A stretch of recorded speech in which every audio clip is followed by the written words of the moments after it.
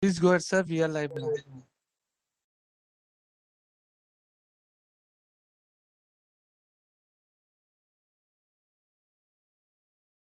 Good afternoon, and I welcome you all to ASSOCHAM's webinar on Biofortification, a path to sustainable nutrition. I'd like to take this opportunity to specially welcome our esteemed speakers for today's webinar. And I start with Dr. S.K. Malhotra, Agriculture Commissioner, Ministry of Agriculture and Farmers Welfare, Government of India. Thank you, sir, for accepting our invitation and for sparing the time to be here and address us. Mr. Vivek Arora, Principal Lead FFRC FSSAI. Mr. Arun Baral, CEO of Harvest Plus.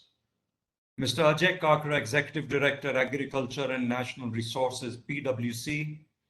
Mr. Ravinder Grover, Program Lead, CBC Harvest Plus. Mr. Ishan Gorla, Program Lead, CBC GAIN. Ms. Parikrama Chaudhary, Lead, Impact Evaluation and Partnerships, Syngenta Foundation. Mr. Pramod Dalvi, AGM Nirmal Seeds. Mr. Prabhat Labh, CEO, Grammy Foundation. Dr. Bhavna Sharma, Head Nutrition Science, ITC Foods. Dr. Dinesh Chauhan, VP, DIHAT. Ms. Jenny Walton, Senior Specialist, Demand Creation and Business Development, Harvest Plus. And especially our moderators for this technical session, Dr. Binu Cherian, Country Director, Harvest Plus. Ms. Bhuvaneshwari Balasubramaniam, Senior Technical Specialist, Knowledge Leader, GAIN. And last but not the least, Ms. Nirupma Sharma, Joint Director, ASSOCHAM. Thank you all, and also thank you to all the participants and all those who are attending the seminar. It is a pleasure to host this session, coming just after the Nutrition Month observed in September. The theme for 2021's Nutrition Week is Feed Smart Right from the Start. And this session and the release of the knowledge paper today is thus very timely, as biofortification is one of the answers in addition to the other proposed solutions. India faces a development paradox of being one of the fastest growing global economies and the second largest producer of agri output in the world. And on the other hand, of having an estimated 189 million people as undernourished. More often, the burden of malnutrition is attributed to poverty, inequality, and food shortage. But micronutrient deficiency or hidden hunger and the negative consequences of a diet lacking in essential vitamins and minerals continues to pose significant public health problems in the Indian population. Furthermore, COVID-19 has aggravated the malnutrition status of vulnerable communities in India, as it has done in the world, by pushing the marginal sections of the society into extreme poverty and hunger. The issue of hidden hunger is different in that calorific content may be consumed, but the nutrition deficiency in the diet causes severe damage, especially to the children, in form of stunting, wasting, and underdevelopment. The approaches that combat this nutrition deficiency through supplements, food provisions via public distribution systems, midday meals, etc., fortification of staple foods, etc., are being taken up as a national priority, and they are achieving some success. Biofortification can be a further and major step in the fight against nutrition deficient diets. It can be a very cost-efficient and effective approach that reaches the remote hinterland and a much larger population and can supplement to address some of the issues faced in other approaches. Biofortification is an agriculture-based approach for the development and dissemination of micronutrient-rich crops, which offers a viable option to mitigate malnutrition and hidden hunger. The method enriches staple crops with required micronutrients that reduces people's nutritional vulnerability. Currently, there is sufficient evidence available to say that biofortification can improve nutritional outcomes like enhancement in serum ferritin and total body iron observed in iron deficient adolescent boys and girls in Maharashtra in a test after they consume biofortified pearl millet flatbread twice daily for 4 months. The government of India has already taken an important step in linking agriculture and nutrition with biofortification. Our Honorable Prime Minister, Shri Narendra Modi, has given a strong endorsement to staple crop biofortification as a sustainable and cost-effective solution to alleviate malnutrition. On World Food Day 2020, the Prime Minister noted that common varieties of some crops lack key micronutrients that are essential for good health, and thus biofortified varieties were developed to overcome these shortcomings. He also dedicated to the nation 17 recently developed biofortified seed varieties of local and traditional crops, including wheat and paddy, that are being made available to Indian farmers. He said this is an important step in strengthening the government campaign to improve nutrition. The biofortified varieties are 1.5 to 3 times more nutritious than the traditional varieties. These biofortified varieties, along with other food ingredients, are expected to transform the normal Indian thali into a Nutri thali. These varieties have been developed by utilizing the local land bases and farmers' varieties. Further, to encourage biofortification amongst farming communities, ICAR has started the Nutri-Sensitive Agriculture Resource and Innovation Program for promoting family farming, linking agriculture to nutrition, Nutri-Smart Villages for enhancing nutritional security, and location-specific nutrition garden models are being developed and promoted by Krishi Vigyan Kendras to ensure access to locally available, healthy, and diversified diet with adequate macro and micronutrients. It is also very necessary to promote the biofortified varieties of crops by linking them with the several government programs like midday meal, Anganwadi, etc., to make India free from malnutrition. Governments, through their ability to harness public sector resources and lead on policy, play an essential role in scaling up biofortification and enabling activity in the private sector. Although the first step towards this viable option has been taken, India needs a comprehensive, integrated plan for scaling up the development and consumption of biofortified crops, striving at nutrition security for its citizens. It needs a multi-year integrated approach for ensuring a well-performing biofortification ecosystem. September being the nutrition month, there is no better time to shift our focus on alleviating malnutrition from our country. With these words, I welcome you all once again for the session and request our eminent experts to share the current challenges and opportunities of the sector. I hope that the session will be fruitful for all present here, and I thank you again. Excuse me. And with this, I would now like to invite Dr. Binu Cherian to give the opening remarks. Dr. Binu Cherian is the Country Manager, India for Harvest Plus. He has over 18 years of experience in leading and managing agriculture projects in India and internationally in the fields of natural botanical ingredients and biofortified crops. I welcome Dr. Binu Cherian, and please share your opening remarks with us. Thank you.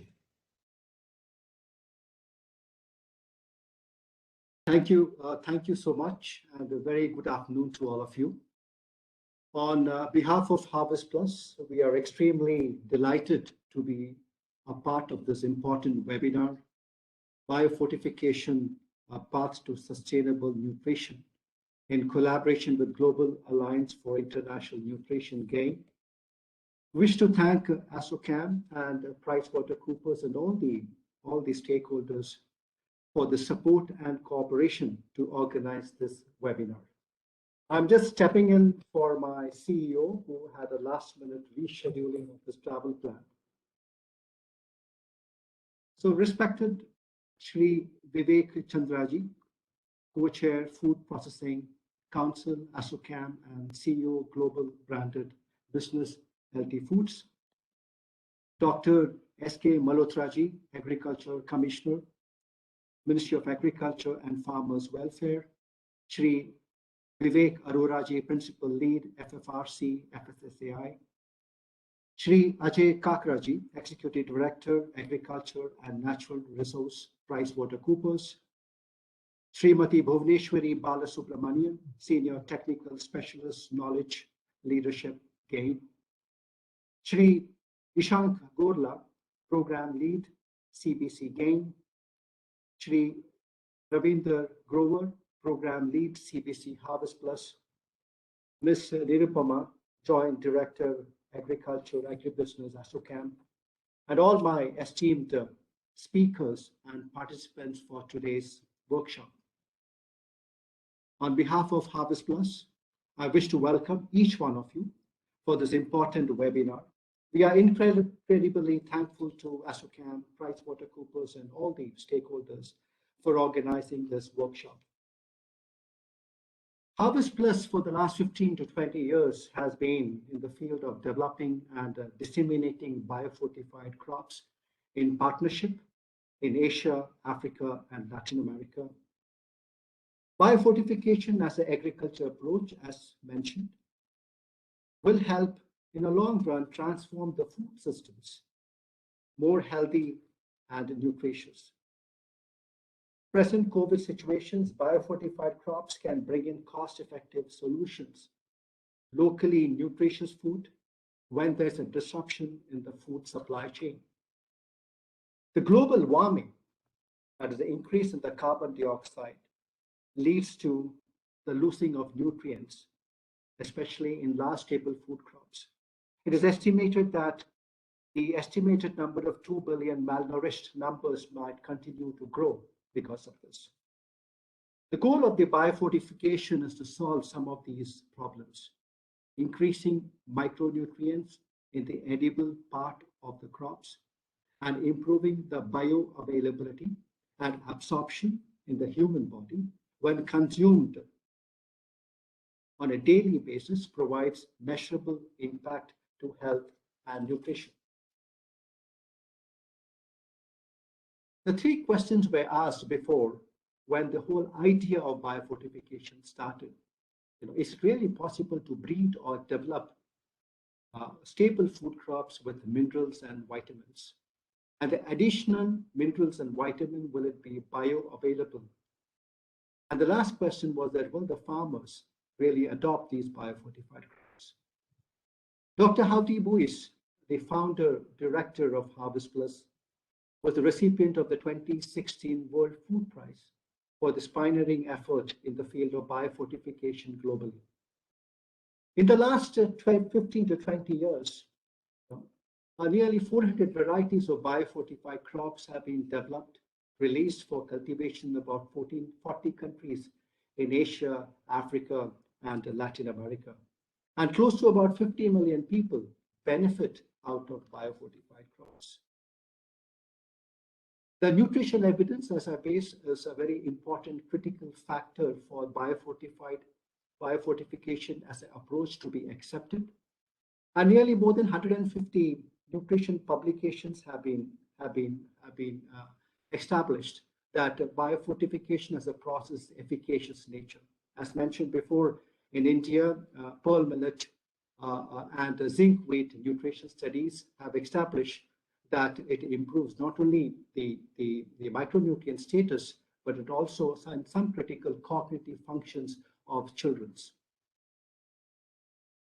The focus of Harvest Plus has been on iron, zinc, and vitamin A crops. In India, largely in Asia, we focus on three large staple food crops: rice, wheat, and pearl millet. The other staple crops are respective staple crops of many of these countries where the staple crops are consumed in more than 100 to 200 grams every day. India, in Harvest Plus, India has a strong collaboration with the Indian Council for Agriculture Research, state agriculture universities, international agriculture centers like ICRISAT, CIMAT, IRI, ICADA, seed companies, NGOs, farmers producer groups to develop and disseminate biofortified crops. We're happy to let you know that India is a leader in biofortified crops research program. And I'm sure that the next speakers would enlighten more about India's contribution in biofortification. Apart from India, Brazil and China invest in biofortification research program. Harvest Plus in partnership has also developed gold standards for mineral testing and evaluation. Harvest Plus has a state-of-art laboratory, and it helps the stakeholders to screen germplasm and advance pipeline so that partners increase the breeding efficiency to develop biofortified crops. In India, more than 6 million people benefit out of biofortified crops. Iron pearl millet was initially commercialized in Maharashtra. The first variety, Dhanashakti, was developed in collaboration with ICRISAT and NPK Rahuri University. The first Nirmal seed has first commercialized biofortified Dhanashakti variety in Maharashtra. And since then, Maharashtra Seed Corporation, Karnataka Seed Corporation have been engaged for distribution and promotion of biofortified crops. Zinc wheat varieties have been cultivated in Uttar Pradesh, Bihar, and in Punjab. As you rightly mentioned, that there is a strong policy, favorable policy environment by the government of India, especially for biofortified crops.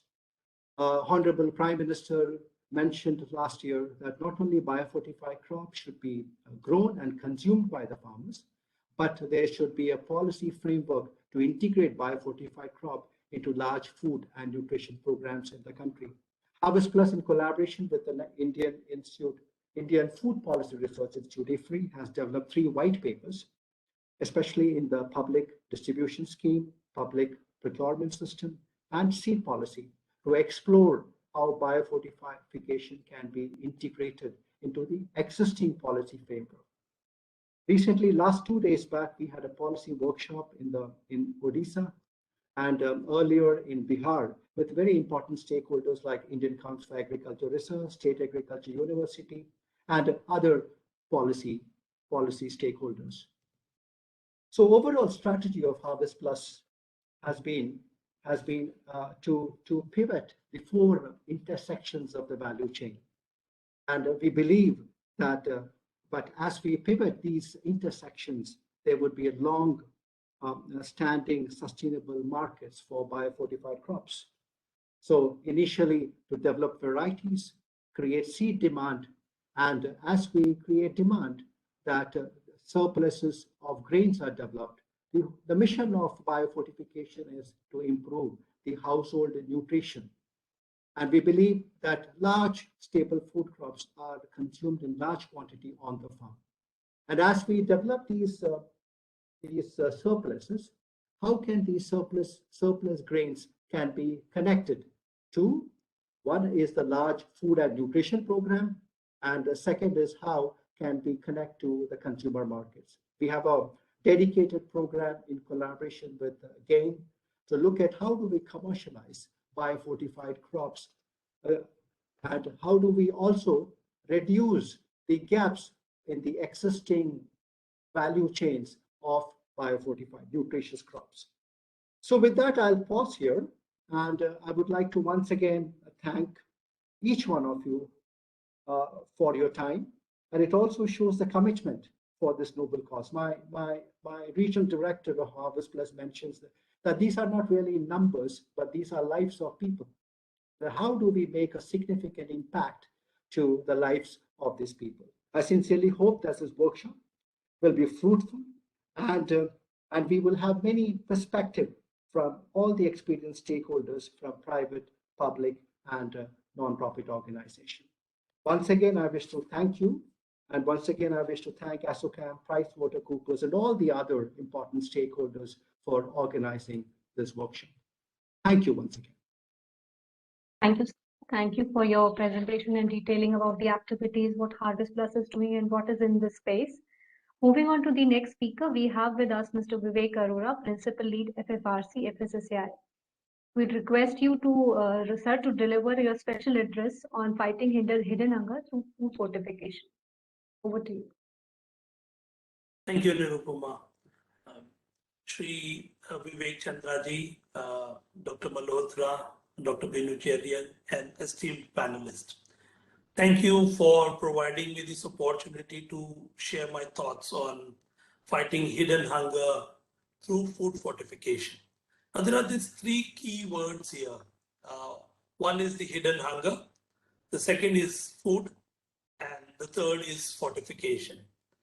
When we look at hidden hunger is want of key micronutrients, which are, very important for functionality of the body. So for our body to function, these key micronutrients are very important. And where do you get these micronutrients from?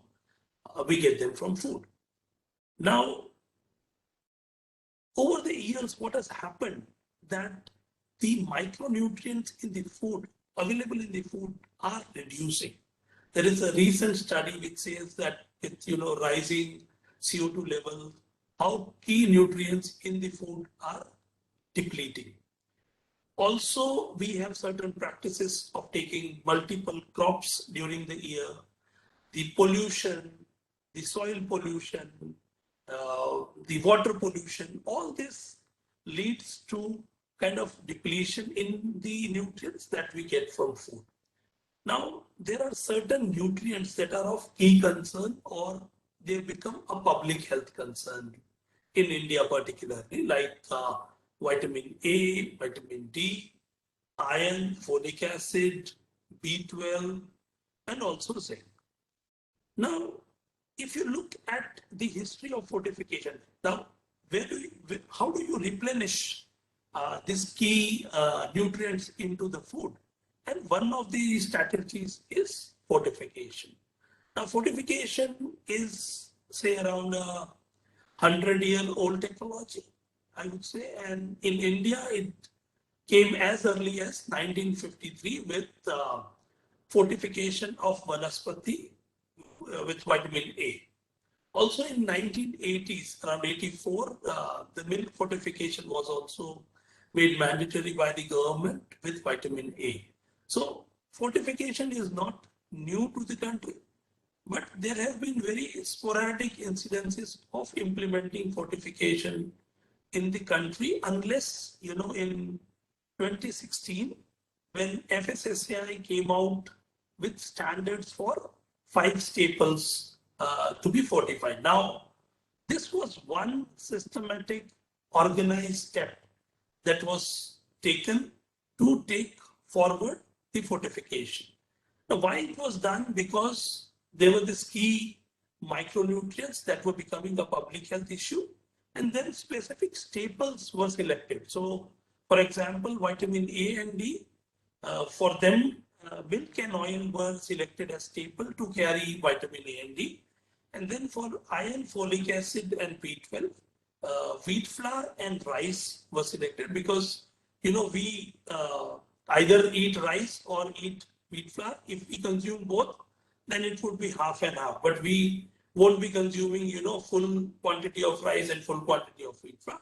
So both these vehicles were considered for iron, folic acid, and B12. And also the salt, which was already fortified with iodine, was considered to carry iron with it. So iron and iodine makes it a double fortified salt. And why specifically iron was taken? Because we know anemia is a big problem, and 40% of this anemia in the country is because of the iron deficiency. So this is how the staples were selected to take forward the micronutrients. Going forward, why we should do fortification? It's a complementary strategy in addition to whatever we do. It's low cost, and it is at scale. So when you are fortifying the staple, you're able to reach people at scale. For example, if I say oil goes to 98% of the households. Now, when we say fortification of oil, today we are able to reach, say, almost 800 million people through fortified oil already. About 180 million people are getting fortified milk every day. So this is a strategy which can be adopted at scale. And there are certain challenges also. So we discussed about milk and oil, which is, kind of a more organized sector where it is getting processed, so you can fortify the milk and oil. But when you look at, say, rice and wheat flour, it's still the industry only, if I take example of wheat flour, only 5% of the market is the organized branded wheat flour. Most of us, consume wheat flour from Turkey. Also, it's very difficult to fortify wheat as in wheat. So if you look at the government safety net program, their wheat is distributed to the beneficiaries and not the wheat flour. So there is a challenge existing in fortifying the wheat itself. Although that challenge is not there with rice, because we are able to produce a rice kernel which we blend 1:100 in the rice, and we can make a fortified rice. But then, there are certain issues with accepting the fortified rice, because the kernel would not match 100% sometimes, or, the product challenges in itself. And if you look at double fortified salt, again, there have been new technologies wherein, ferrous sulfate encapsulation is being used to make it more acceptable to the consumers, but it is developing. So if we look at what are the alternatives available, so fortification, and then if you go a step backwards, there is this biofortification, which is also available, and it is the new thing that has come in now, and it is gaining popularity with the development of the technology. Now, if we look at wheat, I told you about wheat, wheat as in wheat not getting fortified, but definitely if you use the techniques of biofortification, you can, fortify this wheat pre-harvest.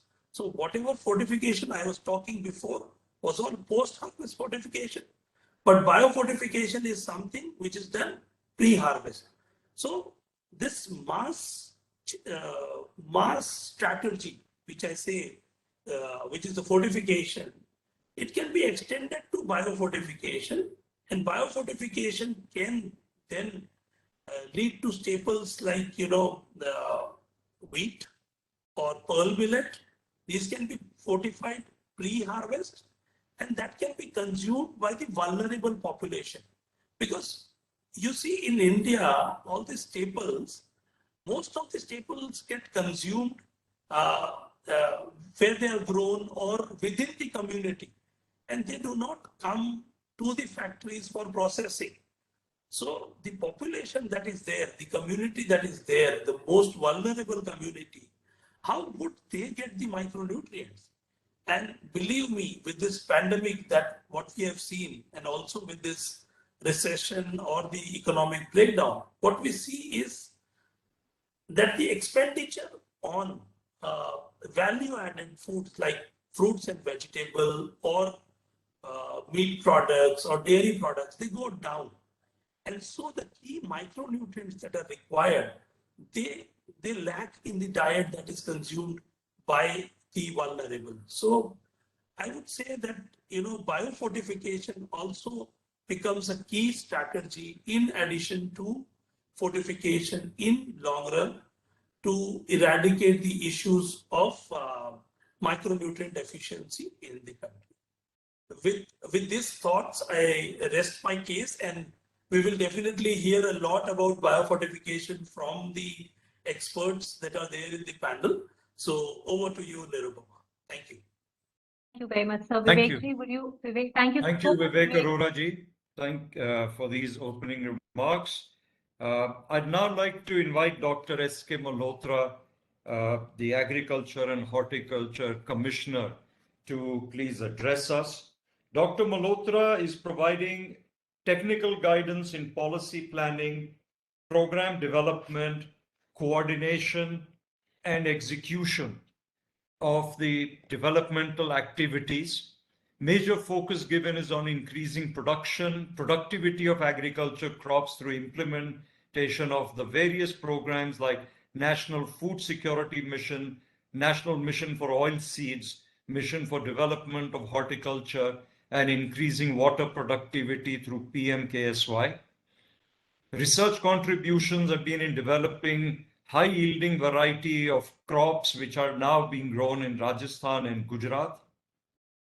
He's also providing leadership to 10 institutes, 6 directorates and research centers, and 14 All India coordinated research projects.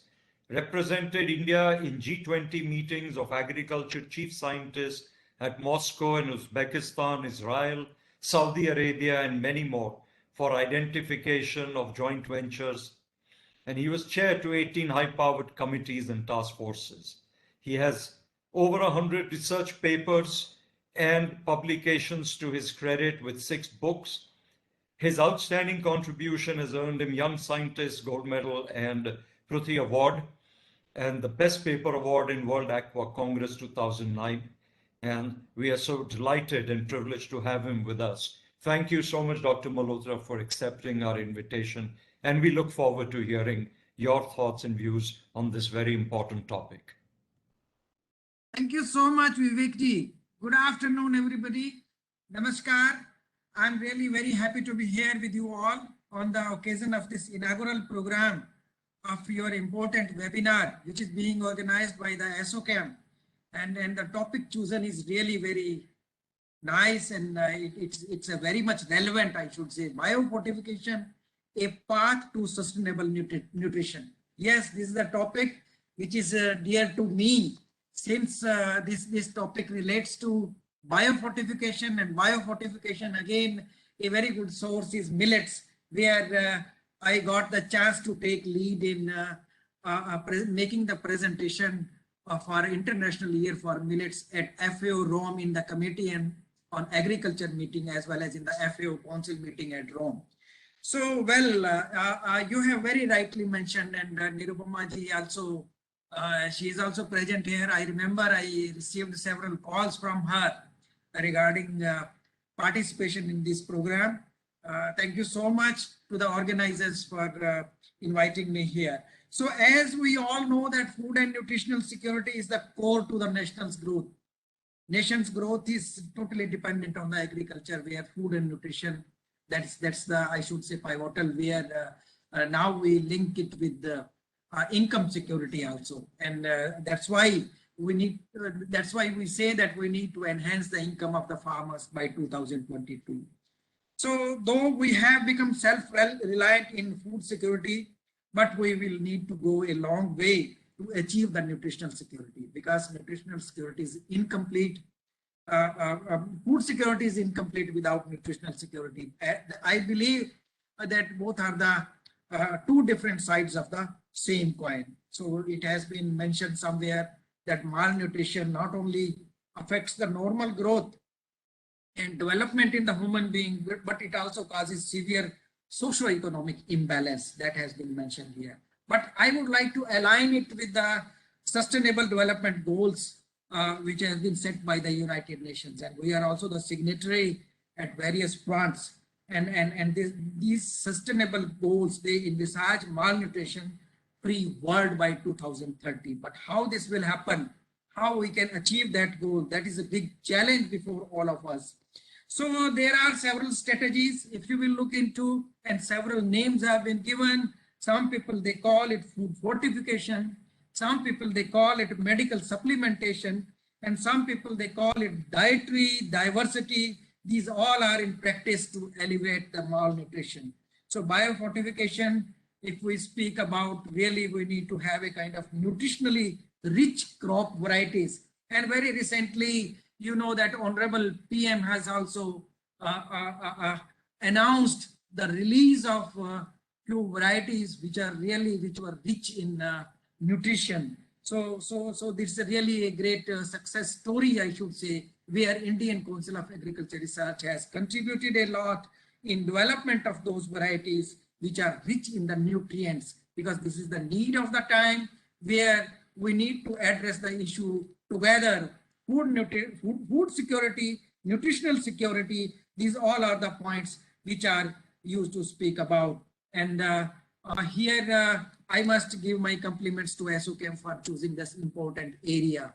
So there are few recommendations I would like to mention here, so that those could be considered. And I think we should. I know the program has been very well sketched, and you have invited several experts. They will also discuss those areas. But what I feel that there is a need to evolve the robust method for assessment of the biofortified crops for human health, because you all know that here this relates with soil plant health continuum, we call it. So this is a terminology where we need to link it, and we need to make some basic studies, and we need to do a kind of mapping that in which areas what kind of nutrient deficiency is prevailing, is a kind of surveillance is required to be done, and some kind of assessment is required to be made, that which type of biofortified variety is required to be recommended for a particular area, where the specialty character varieties, those could be grown or their produce could be made available. As you know that that it has its link with soil also. If soil contains more nutrients, micronutrients, definitely those micronutrients will be absorbed by the plant. As I mentioned, the trio, I mean soil, plant and health, because soil ultimately it may have the rich soil nutrients available into it, micronutrients in particular. Their absorption, efficient absorption by the plants, that plays its important role. And then further, I mean, when we will use it for, plant absorption by the plant in the commercial part, or consumable part, either it is seed or vegetable or fruits or whatsoever may be. So then further we need to link it with the health. So this is a kind of trio where preclinical tests are required to be done, and we need to further see that how digestibility in the human being for a particular product with specialty character is behaving. That is required to be studied. Another is we need to do a kind of branding, and there are several products, several varieties. They produce, farmers, they will grow it, but they will not get the price as per his efforts, because he is going to grow some special kind of varieties where we need to have a kind of label claim of the products, that yes, if anybody will consume these agriculture products, it is going to give the benefit of iron or zinc or copper and several other biofortification, either it is protein, amino acids. There are several other nutritional part which will be made available. So some kind of label claim, nutrient based label claim provision should be there. And then the third point which I would like to highlight here, that varieties have been developed now, but those varieties are required to be studied from the agronomy point of view, from soil science point of view, where basic informations are required to be generated for making a robust package of practices, so that we can harness more and more micronutrients into our agriculture product. Then another thing is, these are all our varieties are new in nature, where those are required to be brought to the seed chain, so that the large quantity of the seed of these high specialty varieties made available to the farmers, and some kind of contract farming, or some kind of, I should say, a planned activity should be undertaken for production of these variety and further development of the value-added products from this part. So here we need, why I am asking this, because there is a need of physiologically more active plant varieties which needed to be made available. So these varieties are physiologically active because, but those are active. So this activeness is due to their inherent character which is available in that particular variety. So this is a genetics only, but apart from genetics, there are several other means where the physiological more active, if we want to make the plant, then there are some other means which are also required to be adopted. Either it is a microbial power which can be used. If we apply those microbes, those will help in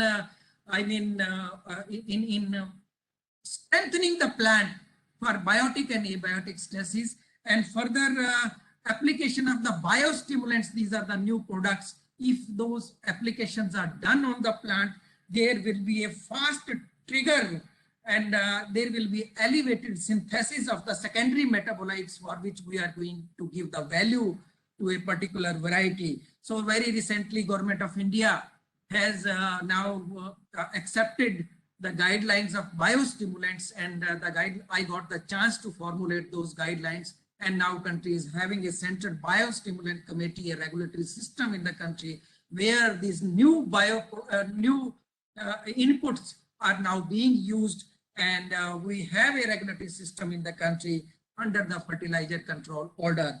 And then next part I would like to mention here, because I know I'm going to take more time, but I'll finish it within the allocated time. I want to finish my address. So, but I'll end with two more points. One is International Year for Fruits and Vegetables. Current year 2021 is being celebrated as International Year for Fruits and Vegetables, where fruits and vegetables are the very important source of the nutrients.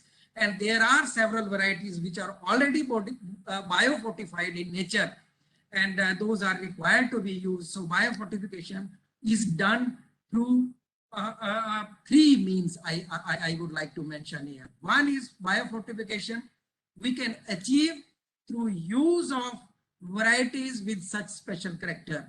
This is a genetically inherent character for a particular variety. This is one mean. Another part is, second is that if we add micronutrients into the soil, and then plants, they will absorb it, and then further those micronutrients will be sink into the plant, into the into the grains as well as into the other part which is of economic use. And the third one is we can do biofortification through addition of suppose I'll just give an example of beetroot.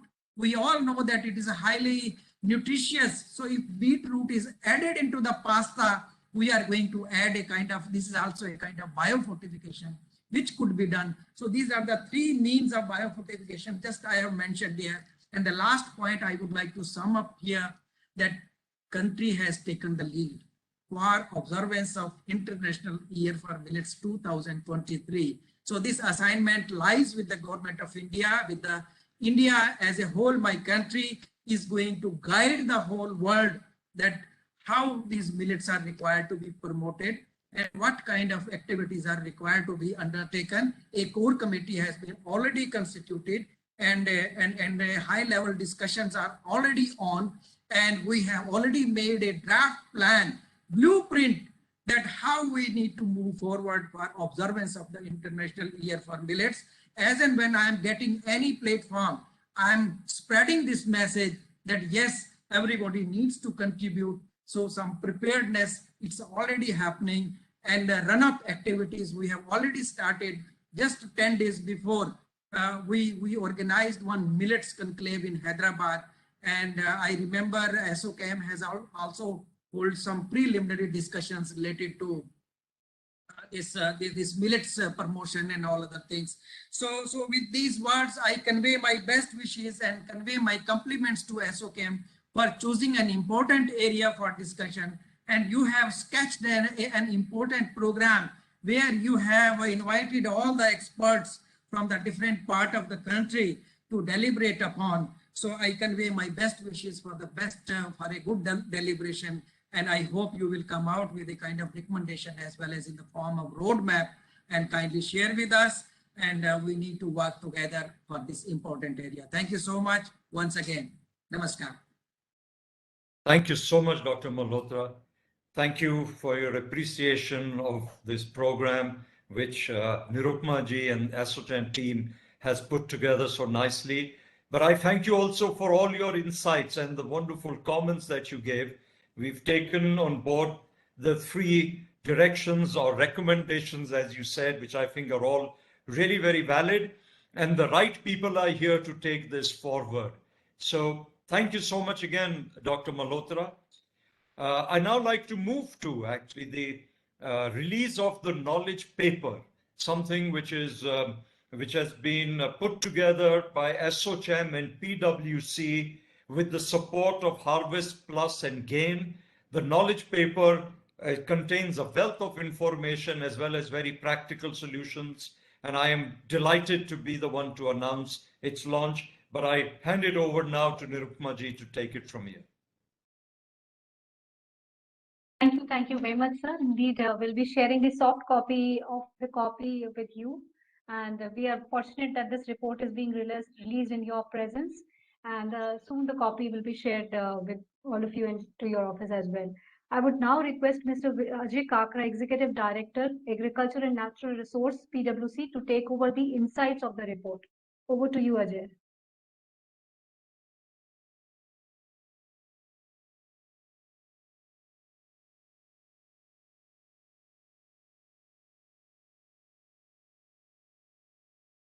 I request Mr. Ajay Kakra to share his insights from the publication. Am I audible, Aina? Yes, Nirupama, you are audible.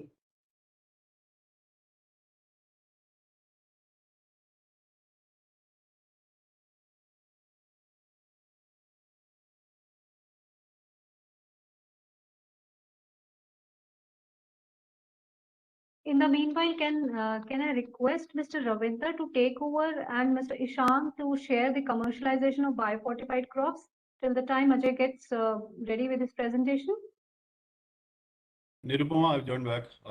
Can you hear me? Yeah. Yes. Please take over, Ajay ji. We are waiting for your presentation around insights of the publication. Well, I'll have a dialogue only. I hope that would do.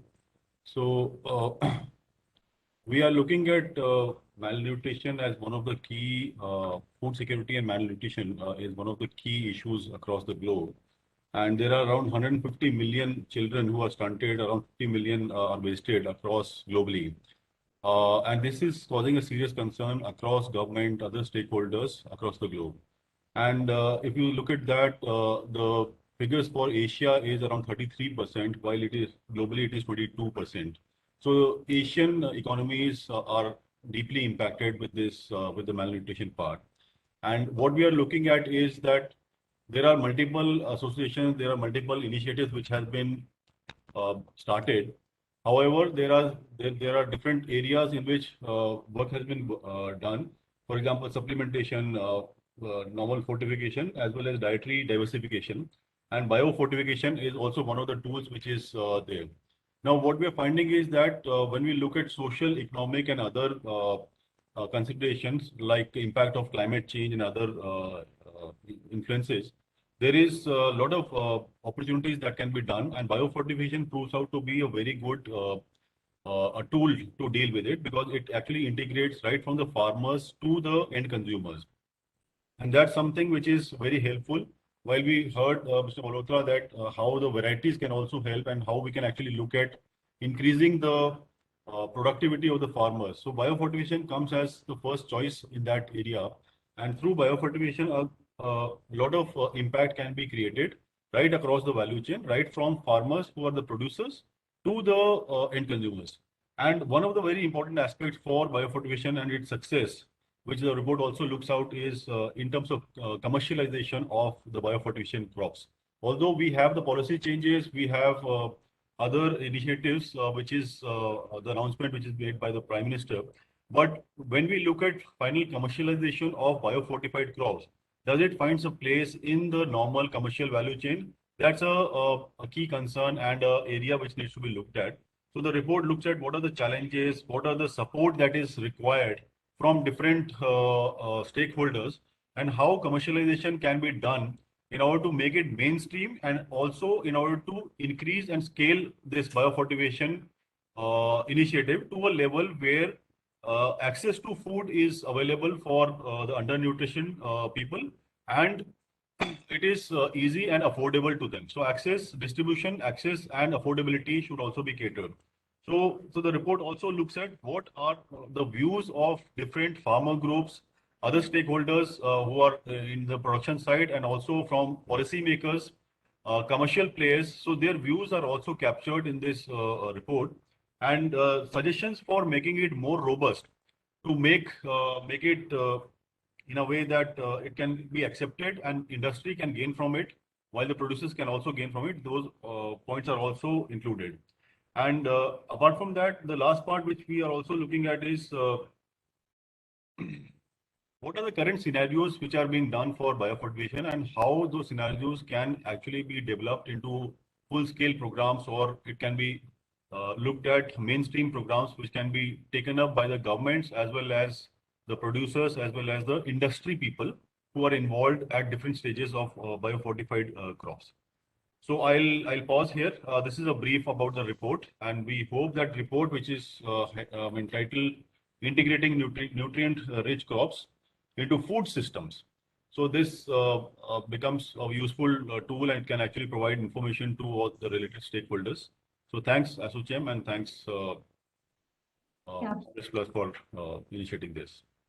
Sure, Jayji, and for your description of the report. And one quick question I have for you is, what are the top 2 recommendations that you've suggested in the report, seeing the scenario? Yeah. So we are basically recommending how the farmer groups and the farming community can be integrated. And the second part is for the commercialization part. These are the 2 key elements. These needs to be, how they can be strengthened are the 2 recommendations that we are looking at. Because these are very critical elements of biofortified crops. Commercialization means that how commercial companies can accept and it can become mainstream, right from the small millers in the villages to the large branded players. So those people, how they can actually mainstream it. The second part is on the involvement of the farming groups, how it can be scaled and the awareness can be created through policy as well as other interventions, so that it becomes mainstream from their perspective also. Thank you very much indeed. I would now call upon the next 2 speakers for us, Mr. Ravinder Grover, Program Lead CBC Harvest Plus, and Mr. Ishan Gola. Over to you. Thank you, Nirupama, respectable dignitaries, panelists, participants, and colleagues from ASSOCHAM, GAIN, Harvest Plus, and PwC. A very warm welcome to this very important event on biofortification. I'm going to take my next 5 minutes on sharing the broad context of the program, and then I will hand it over to my colleague Ishank for taking you through the India journey of the program. So this program, as you can see, is co-led by GAIN and Harvest Plus with the funding from Dutch and German government. We have been talking about hunger a lot in our webinars, seminars, events, and it's an important issue. But unfortunately, it's something which is visible. When we are hungry, our body sends us a signal that we are hungry, and then we run for food, and we get that. You know, when an enemy is visible, it's easier to fight it. However, the malnutrition, or which is popularly called hidden hunger, is a more complex creature, and it is invisible. So it's very difficult to fight this enemy. So we need more dialogue, more discussions around it. And I'm happy that this event is happening today, and we have joined together to discuss this important issue of hidden hunger. Globally, as you can see, more than 2 billion people are affected by this. And the countries, particularly low and middle income, they are most affected. Aisha, next. Yeah, sir. Fortunately, there are strategies available to tackle hidden hunger. The strategies can vary from like Dr. S.K. Malhotra mentioned, it could be at your household level, the dietary diversification, which can happen, fight malnutrition. Also at the factory level, the fortification of food is possible, which can also help to tackle this problem. If nothing works, there is also a last option of going to a pharmacy and buying supplements to tackle these malnutrition. But more importantly, there's also one very good solution available. If we take a step back, we can make actually crops to work for us. And this ability of making crops to work for us through selective breeding is biofortification. Now, biofortification stands out over other technology, though it's complementary in nature. All of these strategies have their own strengths and weaknesses. But three things make biofortification stand out. One, it's a very cost-effective technique. Most of the times, investments in biofortification are upfront. Once a variety is developed, it can continue for a longer period of time without any recurring costs. It's also sustainable in nature because the investments made in varietal development, mostly in case of OP varieties, can be utilized over a longer period of time. Most importantly, biofortification works well because it involves a very vulnerable segment of customers, which is rural poor. So these are some of the areas which make biofortification a very good complementary strategy to rest of the three strategies available to fight malnutrition. Next slide, please. So the idea of biofortification is not new. Like Dr. Bino Chirian mentioned, around 16 years back, our founder, Dr. Howdy Boyce, asked this question: can we make crops work for us? And then the journey started, wherein for last 16 years, Harvest Plus has played an important role in building more than 400 varieties in 40 countries. And we found a very important partner in form of GAIN. Two organizations started this partnership in 2018, and they bring a lot of complementary strengths on table. While Harvest Plus works on development and dissemination of biofortified varieties, GAIN is working on improving the structure of food systems so that more nutritious and healthy food can be made available to people. So while Harvest Plus brings strengths from the supply side of activity, GAIN has its stronghold on the demand side of activities. So this two organizations together started a program on commercialization of bio-fortified crops in 2019. Next slide, please. The key goal of the program is to reach 290 million consumers by 2022. And we are working in 6 countries, 3 in Asia, 3 in Africa. Bangladesh, India, Pakistan, and Asia are currently being focused. Kenya, Nigeria, and Tanzania are the focus countries under this program.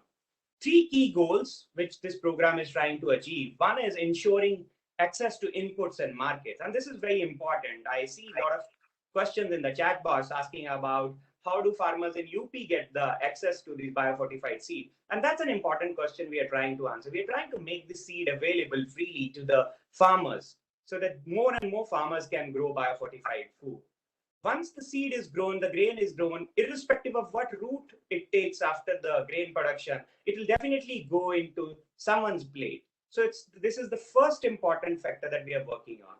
Now, the second important area is strengthening demand. And this could be either on the individual consumer side or an institutional. Like in India, PDS and school feeding programs are one of the important areas which we are trying to focus on. And the last, but not the least important area is around the enabling environment. I see a lot of questions around how do we ensure that there are minimum levels of nutrition in the biofortified crops. So there is a need for standards, food labeling, and other requirements. That's what the program is trying to address. As I mentioned, program works in 6 countries. 3 nutrients are being focused, and accordingly, we are working on 9 value chains. Iron pearl millet, iron beans, zinc wheat, zinc rice, vitamin A cassava, vitamin A maize are the crops which are being focused on various countries. Ishant will share more details about iron pearl millet and zinc wheat story when we move forward. Next, please. Now, this is my last slide to give you an idea about what the basic contours of this program. The farmer remains at the heart of this program, both as a consumer as well as a producer. So it's really important for us to weave the whole program around the farmer. More importantly, the program takes a value chain development approach. So simply put, we are not reinventing the wheel. We are just working on increasing participation and capacity of existing value chain actors. Those value chain actors could be NGOs, development organization, private sector organization, or the public sector organization. So we are working on creating a better value chain for the biofortified crops, in addition to working on demand creation and marketing of biofortified seeds, grain, and food products. So I will pause here. So Ishant will take over from here and discuss about the India story, challenges we face, and how we are tackling those. Over to you, Ishant. Thank you, Ravinder. And I would like to thank ASSOCHAM for providing me the opportunity to share with you what we are trying to accomplish in India. And I think I'll take the cue of the value chain development approach, Ravinder, you were talking about. And if I generalize a typical agri or a staple food value chain into 8 key touch points, from agricultural research to wine release and all the way to the retailing, this is what it usually looks like. And as far as the program is concerned, we start right from the agricultural supply, work with the farmers who also happen to be the first consumption touch points, we are trying to accomplish some new innovative aggregation models so that we can effectively supply to the food processors and the millers all the biofortified crops we have harvested on the ground, so that in the end it goes to the end consumers. And this could be at the retail level, that what the processors already have, or this could be institutions as well. I think all the esteemed speakers before, and even Ravinder has mentioned about that we want to reach consumers and we have to reach to the vulnerable populations. So let's talk a little bit about the consumers, shall we? So if I twist this whole value chain into something more focused on the consumers, I've restructured the same thing into 4 impact pathways, and this is what the program is generally following. For ease of understanding, let's focus on these 4 touch points. The first pathway is when the biofortified foods, or rather any food, is purchased by the consumers. So this usually happens at the retail level, or this usually happens in a branded or a non-branded format, but the touch point remains to be a point of sale. The second pathway is when the foods, or this is usually true for grains, when these are given to consumers in informal settings. So this could be gifts between friends and family. This could be something given to your neighbors, etc. Even though it seems very insignificant, but once you look at the data, this forms a very critical part of the whole food value chain, not only in India, but worldwide. The third is, which is extremely important, especially as we try to reach out to the vulnerable populations, are when the foods are given to consumers in the formal settings. This could be institutions, this could be government-run programs such as PDS and MDM in India, and this could also be food given in private school feeding programs and even in prisons. And finally, but most importantly, when foods are allocated for home consumption. This is usually done by the farmers, and if we follow the data, roughly 25 to 30% of the consumption happens by the farmers at the field level. So this could be a farmer consuming its own produce or giving to its peers and neighbors for the self-consumption. And as we work across these pathways, especially for India, the first, third, and the fourth pathway is what we are primarily focusing on, especially in the initial years. This is not to say that we are leaving out the second pathway, but we are taking it for granted that as we work with the farmers and across the value chain, people would be giving our biofortified foods and grain in the informal settings as well. And as we work across these value chains and try to reach these consumers and try to tap onto these consumption patterns, we build the capacity of all the value chain players, right from the farmers to the aggregators, all the middlemen, and in the end, the retailers as well. We are working with the government and we are holding events such as these so that we can build awareness around biofortification and we can advocate the necessity and importance of utilizing biofortification as a strategy to improve nutrition of the vulnerable populations. Coming on to what we are doing in India. So as Ravinder mentioned, we have 2 crops in focus, which is pearl millet biofortified with iron and wheat biofortified with zinc. We're working in 3 states each, as you would notice that this is primarily because of the consumption as well as the production patterns. For pearl millet, it's grown, or bajra, as we call it locally, it's grown in the western regions of India, in Rajasthan, Maharashtra, and Karnataka. That's what our focus lies in. And for wheat, we are in Bihar, Uttar Pradesh, and Punjab. So what are we doing really? So on the left is what currently exists on the ground. So they are farmers, they are giving their produce to the intermediaries or aggregators. This could be commission agents.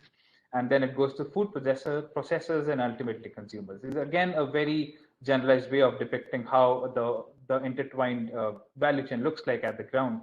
But we are trying to establish 4 different models in the long run. The first is that we are trying to develop farmer clusters with the help of producer organizations and trying to really focus the geography of where the biofortified crops are grown on the ground. And with the help of innovative aggregation models, as I spoke before, we are trying to we are ensuring that this produce is aggregated and segregated in the best possible manner so that it reaches to the food processor directly. That's pathway number 1, or rather the strategy number 1. The second is that we are working with the existing intermediaries, helping build their capacity, making them aware of the biofortified crops, and utilizing their existing channels to work across the value chain. The third is that we're working with a digital marketplace, and this platform basically is working from end to end, giving us end-to-end solutions, working with the farmer, helping us aggregate and warehouse the biofortified crops, and also connecting us with the recommended processors, and also trying a way to launch their own foods as well. And all of what is happening across the value chain is visible to us on a digital dashboard, and we can monitor that in real time. And last but not the least, as I spoke before, we are working with these farmer clusters and the aggregation model so that our produce can be given in government social protection schemes, and for that obviously it would require scale and massive production, but we are working towards it. So what are we doing in the initial years? As I said, and as most of you would know, anything on any program on agriculture is a long-term commitment. So as we start out, in the case of iron pearl millet, we are targeting medium to large food processing companies, and we are really working on the niche of the value-added products and targeting the health-conscious consumers. Because in a way, when we do that, we also build the demand across the value chain. And in case of wheat, the emphasis is on adoption of biofortified zinc wheat for flour production, and we again focused on medium-sized processors. And as we do this, we are ensuring that there is increased production, exponential increase in the production of biofortified crops year on year. We are also communicating and sensitizing the farmers that this is the variety of crop that they should consume at their households. And finally, but as I said before, we are reaching the vulnerable populations by exploring government programs and institutions. The digital marketplace we are piloting in 2 states, in Bihar and Rajasthan, and you would notice that this is done for each of the crops so that we can limit our geography initially. But if it is successful, when it is successful, we can expand it to other geographies as well.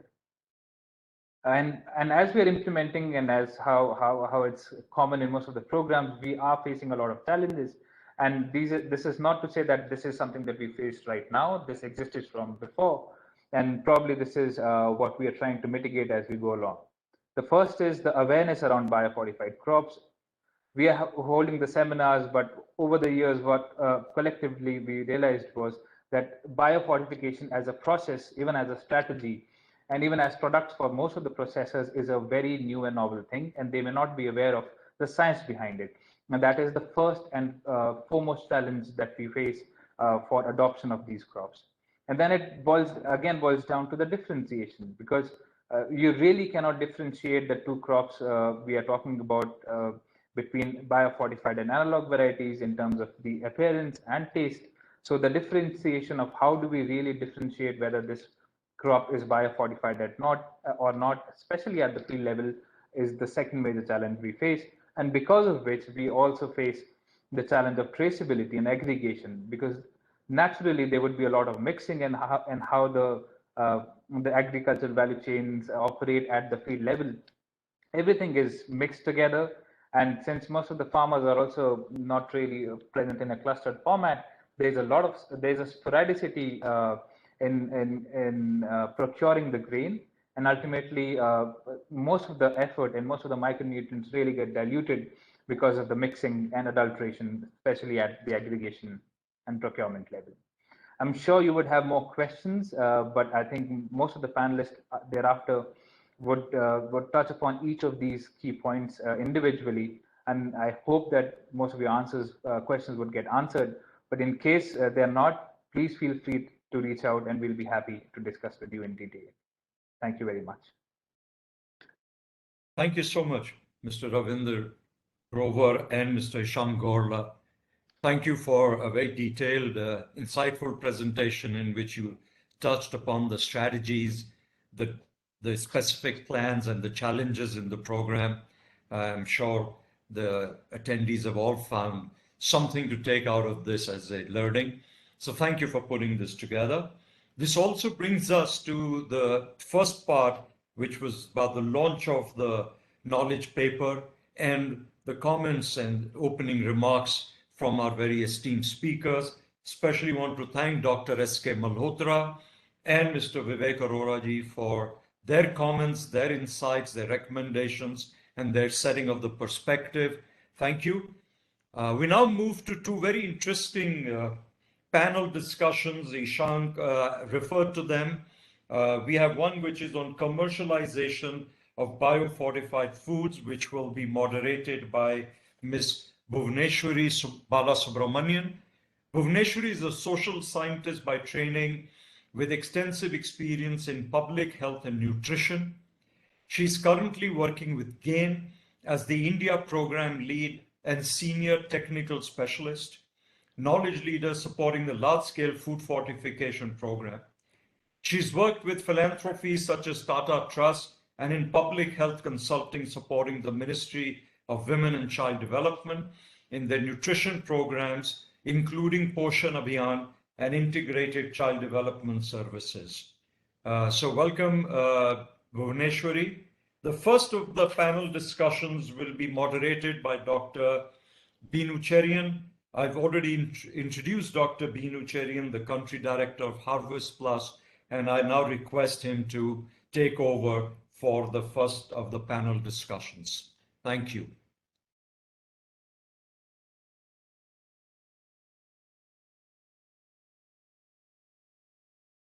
So thank you so much, Vivekji, for that introduction.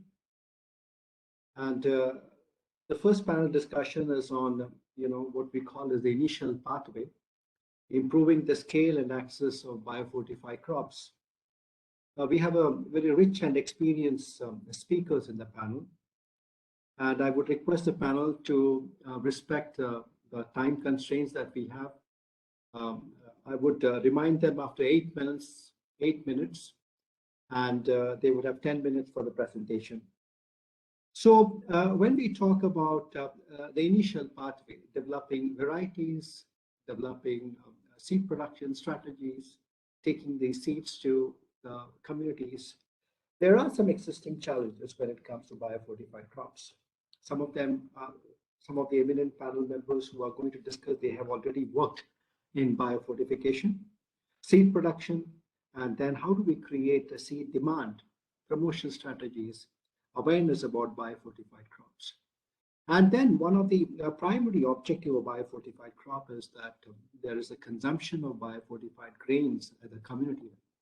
So how do we create awareness about the nutritious benefits of bio-fortified crops? So without taking much more time, I would invite the first speaker from the Syngenta Foundation, Ms. Parikrama Chaudhary.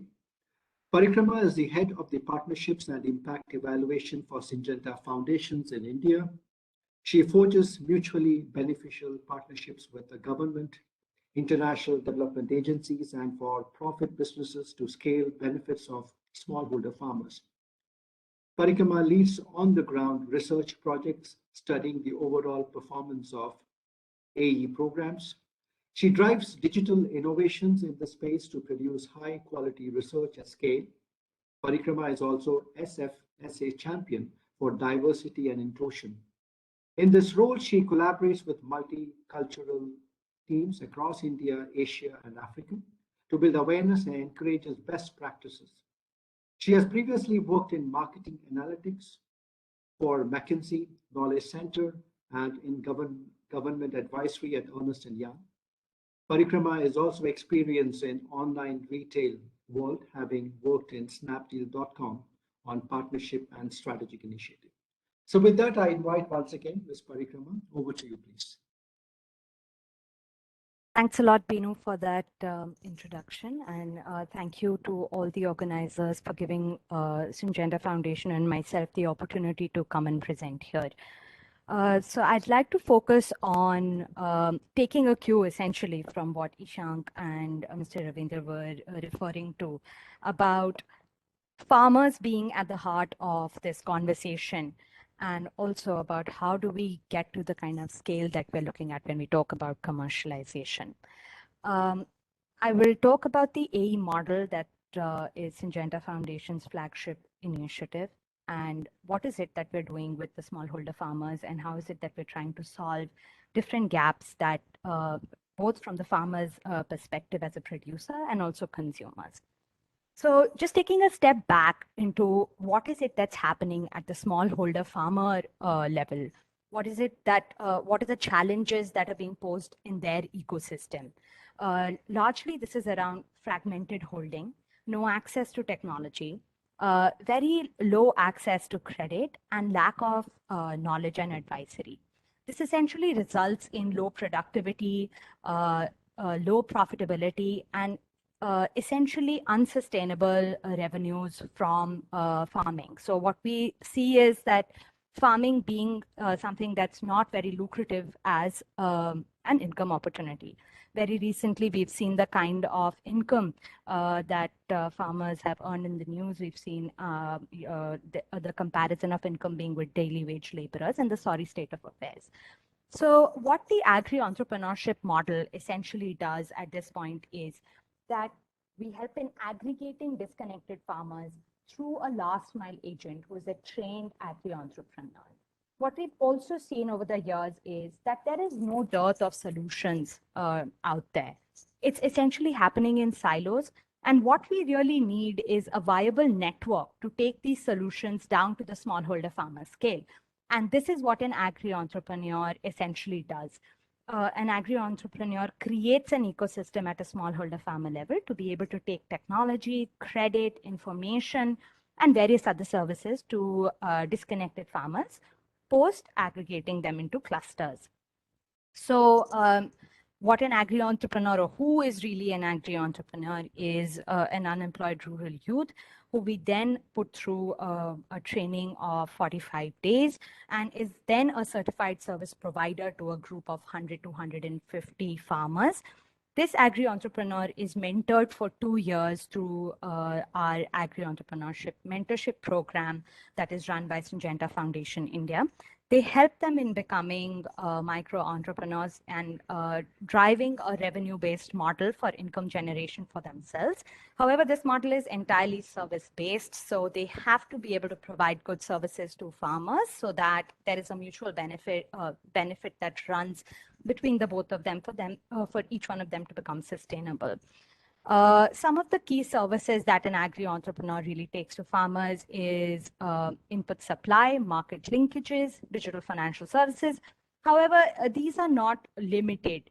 We have over 28 service types that agri entrepreneurs make a portfolio out of depending upon their local needs, and then this is what is taken to the farmer. We have an impact across 8 SDGs, and both at a farmer level and at an agri-entrepreneur level, we have seen a rise in income. Of course, from the farmer side, this is primarily because of reduction in cost and also better price realization. And at an agri-entrepreneur level, we see that unemployed rural youth are essentially trained to be service providers, thus making generating income for themselves. How all of this essentially comes together for commercialization of biofortified crops is that this network of agri-entrepreneurs, as you would see on the right side of the slide, there are, while in totality there are over 6,500 agri-entrepreneurs. We are working in the specific geographies as mentioned by Ishank in his slides earlier. So what these agri-entrepreneurs essentially provide is a network or an entry point for nutrition across the ag value chain that is present on ground. I think many of my peers have alluded to this piece earlier, which is that we don't want to recreate something. There is already a network that's established. How do we leverage that better to have nutrition as a part of the ag value chain, as an important part of the ag value chain? So this is what the A network essentially helps us in doing. And while doing so, the idea is to ensure availability, affordability, awareness, and acceptability of IPM and zinc wheat. So Borrowing Harvest Plus is a very nicely designed and thought through value chain here.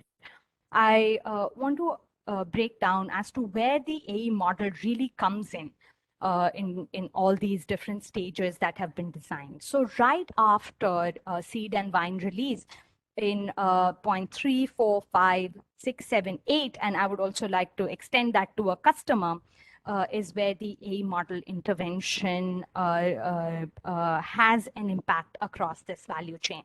So right from the time of supply of seeds to farmers, I think there was a question that was raised that how do farmers in UP get seeds? So an agri-entrepreneur essentially becomes the last mile seed supplier to farmers. They can do this for the cohort of farmers that they are working with, and also to other farmers who they regularly interact with as consumers.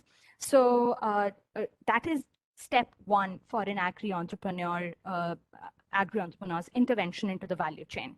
The next and a very important one is on agronomy advisory and also on traceability. This happens due to the close connect of an agri-entrepreneur with a farmer, where they're able to train them on what are the best practices. They're also able to gain their trust for adoption of a new variety of seeds. What we've seen in our intervention thus far is that farmers closely associated with A's are able to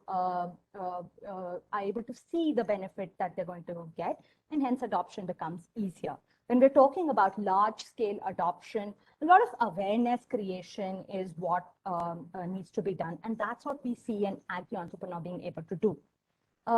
Being someone who provides market linkage services right at the doorstep of a farmer, the A also provides an opportunity to do the aggregation. And you can have interesting models, which we are also trying out, is in terms of buyback, which gives some amount of assurity to farmers when they're trying out a new variety of seeds. What we're also working with is low-cost storage centers. And this is something that will help in, again, in streamlining the value chain post-farm. And the A also becomes like an interesting retail point, like many speakers before me have mentioned, that a large consumption happens while at the farms at 30% odd. The others can be, the other farmers who are not, say, growing the particular product can also reach out to the agri-entrepreneurs for as a retail point.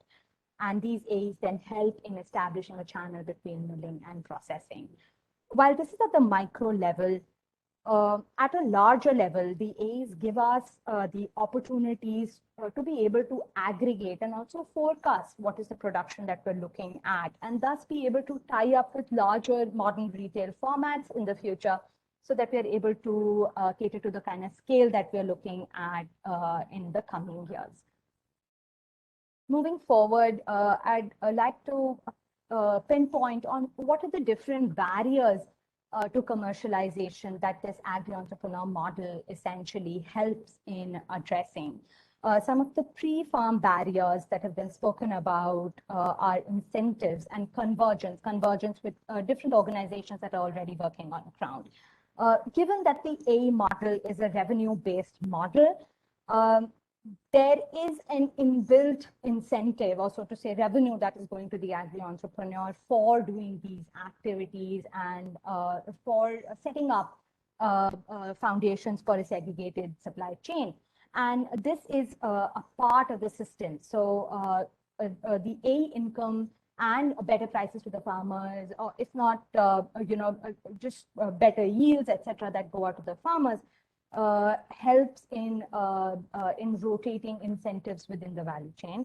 Convergence is helped when A's who work with SHGs, who work with different organizations on ground, come together. And on-farm barriers of awareness and adoption, like I previously explained, are also addressed by agri entrepreneurs. How are they then being linked to consumers? When I spoke about modern retail formats, etc., is that we're using simple technology that helps in traceability. We've only started out with geolocations and tagging of the output is something that we'll be looking at. So such simple technology that can come in at the farm gate level, and also in linking A's with markets and financial service providers, helps in essentially then reaching out to consumers and catering to the post-farm value chain barriers that we've seen of scale and products for even urban consumers. The aim is really to have a strengthened segregated supply chain. The markets that we're looking at capturing are rural and self with the biggest share, urban consumers and modern retail, and also processors and millers in this period of time. And with that, I would like to close. I hope I was able to make it in time. Thank you, Parika. That was perfect 10 minutes. So thank you for the detailed presentation. And interesting, technology. How do we use technology to segregate, biofortified crops? So for the next presentation, may I just invite Mr. Millet Kulkarni. Millet is from Nirmal Seed, and Nirmal Seed is one of the first companies in India which commercialized biofortified iron pearl millet way back in 2012. So Millet P. Kulkarni is working as a senior scientist on cereal crops in Nirmal Seed Private Limited since 1998. He is also associated with Harvest Plus for biofortification activities in pearl millet and wheat crops since 2010-2011. In collaboration with ICRISA at Harvest Plus, they have commercialized the first biofortified pearl millet variety, Dhanashakti, way back in 2012 in India. Under the project with Harvest Plus, they have done mega promotional activities, field demonstrations, in Maharashtra and Rajasthan to create awareness of the important benefit of iron and zinc in the human diet. Currently, he's also working on the development of pearl millet high-yielding hybrids with high iron and zinc content. Over to you, Mr. Millet.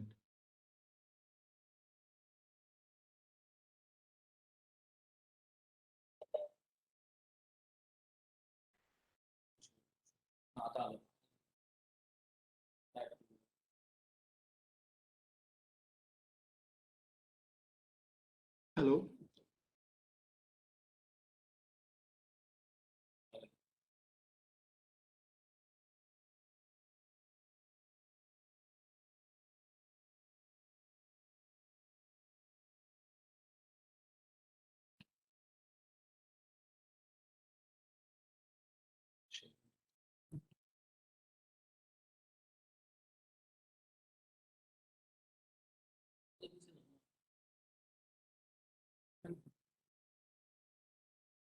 Hello, good afternoon.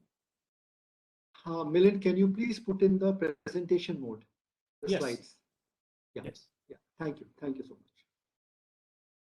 Can you see the slides now? Yes, please. Yes. Yeah, thank you, Binuji, and organizers for providing me the opportunity to present here. Respected dignitaries, speakers, delegates, good afternoon to all of you. Nirmal Seeds, as an ISO certified company, 33 years old, established in 1988, which is recognized by the DSR, Government of India, engaged in the development, production, marketing of seeds and bioproducts. The business is carried out by the strong backup of various departments. Quality control activities are carried out as per the ISTA standards, while the seed production through preferred growers on more than 19,000 hectares with more than 18,000 tons production. The company have a very strong marketing network with 1,800 channel partners and 20,000 outlets across the country.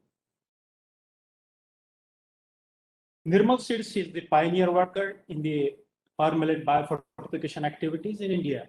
We started biofortification in 2010-11 in collaboration with the Harvest Plus and EcoReset.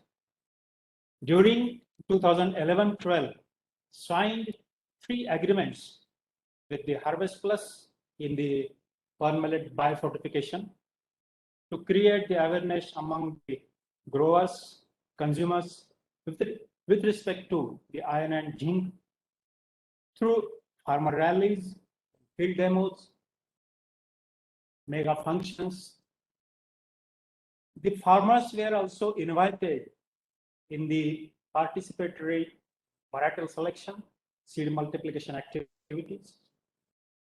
Out of 5 versions of ICTP 8203 millet varieties, selected 1 version, that is ICTP 8203 10-2, with elevated level of iron, that is more than 77 ppm. And later on, it is named as Dhana Shakti. You know, Dhana means money and Shakti means power. It gives money as well as power. The distributors, dealers, and retailers are the key partners in the business activities. Hence, we conducted training programs to create the awareness among them also.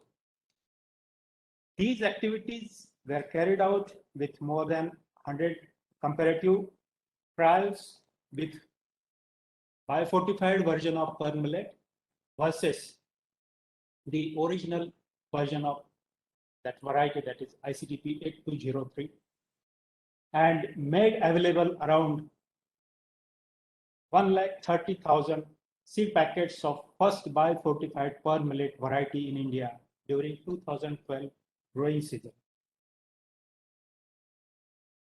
We could see the sales figures of biofortified variety Dhana Shakti since 2012-13. There was a sudden hike in the sales during 2014-15 because the cropping pattern in India depends on the monsoon. In the regular monsoon, farmers go for the high value crops, while delayed monsoon choice goes for the short duration crop like millet. Dhana Shakti is the OP, it is open pollinated variety, suits in drought prone area. That means in some parts of Maharashtra, Karnataka, and Rajasthan. Under the good management conditions, farmers prefer high yielding hybrids, while in marginal soils, they prefer the varieties like open pollinated varieties like Dhana Shakti. Now, from the marketing perspective, why millet was selected for the biofortification program? Because it is grown on more than 6 million hectares area with 8.6 million tons production annually in major states like Rajasthan, Gujarat, Maharashtra, Karnataka, and Madhya Pradesh. As a nutri-cereal, climate resilient crop can be grown in any season, having wide range of variability with desirable agronomic traits as well as iron and zinc content. Near about 95% production of pearl millet is used as a food. It's very important. The other important area would be fodder and ethanol production. Hence, it's gaining the importance from the marketing perspective. When we see the impact of the activities carried out by the Nirmal Seeds and Harvest Plus, we could reach the bottom level by promoting the importance of iron and zinc in human diet through the farmer rallies. Based on the growers' feedback, developed high-yielding hybrids with elevated levels of iron and zinc. Pearl millet now is becoming an economically profitable crop for the growers having minor, that is, holding is very less with low inputs. This is very important to be aware of the challenges. To disseminate the ideas and to scale up the biofortification activities, we faced the challenges during our activities. The first one is the yield potential. Yield potential of biofortified pearl millet must be at par with the existing products, still needs to improve the productivity as there is very less awareness regarding the micronutrient content. Then there should be attractive premium pricing for the biofortified produce. If it is pearl millet or wheat or paddy or anything else, it should be having the attractive pricing. The major challenge is the iron and zinc. These two traits are invisible traits. So it's very difficult to distinguish the normal grains versus the biofortified grains at the consumer level. So there is an urgent need to develop the handy instrument for the calibration, like fat percent in milk or Brix meter for TSS and so on. Is the major challenge. Then farmer willingness for the adoption, but the awareness is important at the consumer point of level. Then the awareness regarding the bioavailability of the nutrients with the help of primary health centers, Anganwadis, midday meal. Then sixth one is the improvement of efficiency on marginal soils. From the trait relationships, studies, the grain quality traits, that is grain iron and zinc content, are highly related and associated with the seed size and panicle density in the pearl millet with early flowering. So there should be improvement in the efficiency of the marginal soils. The food products diversity post-harvest, cooking losses, rancidity during the storage, these are the other important challenges. Then there should be a government procurement at MSP and supply through public distribution system. And last one is the involvement of effective media, means for the popularization to create the awareness of biofortification. For example, in Africa, the film actors and actresses, they are involved. Then that means celebrities are involved to create the awareness. They developed a song on the biofortified beans. So involvement is very important.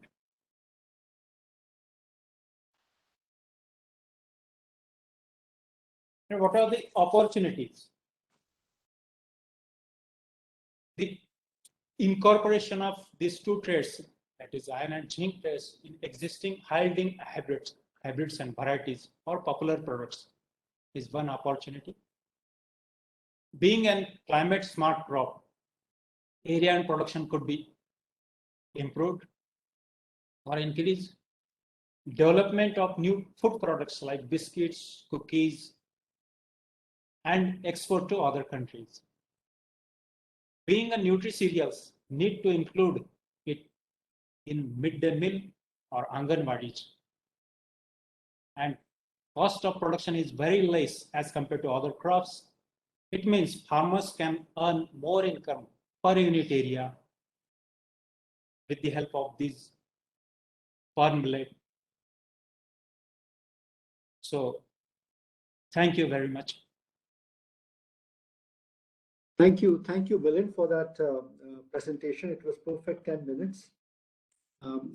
Those of you who are new to pearl millet, when you look at the pearl millet market, about close to about 80% of the market, the farmers really prefer to grow hybrids compared to varieties.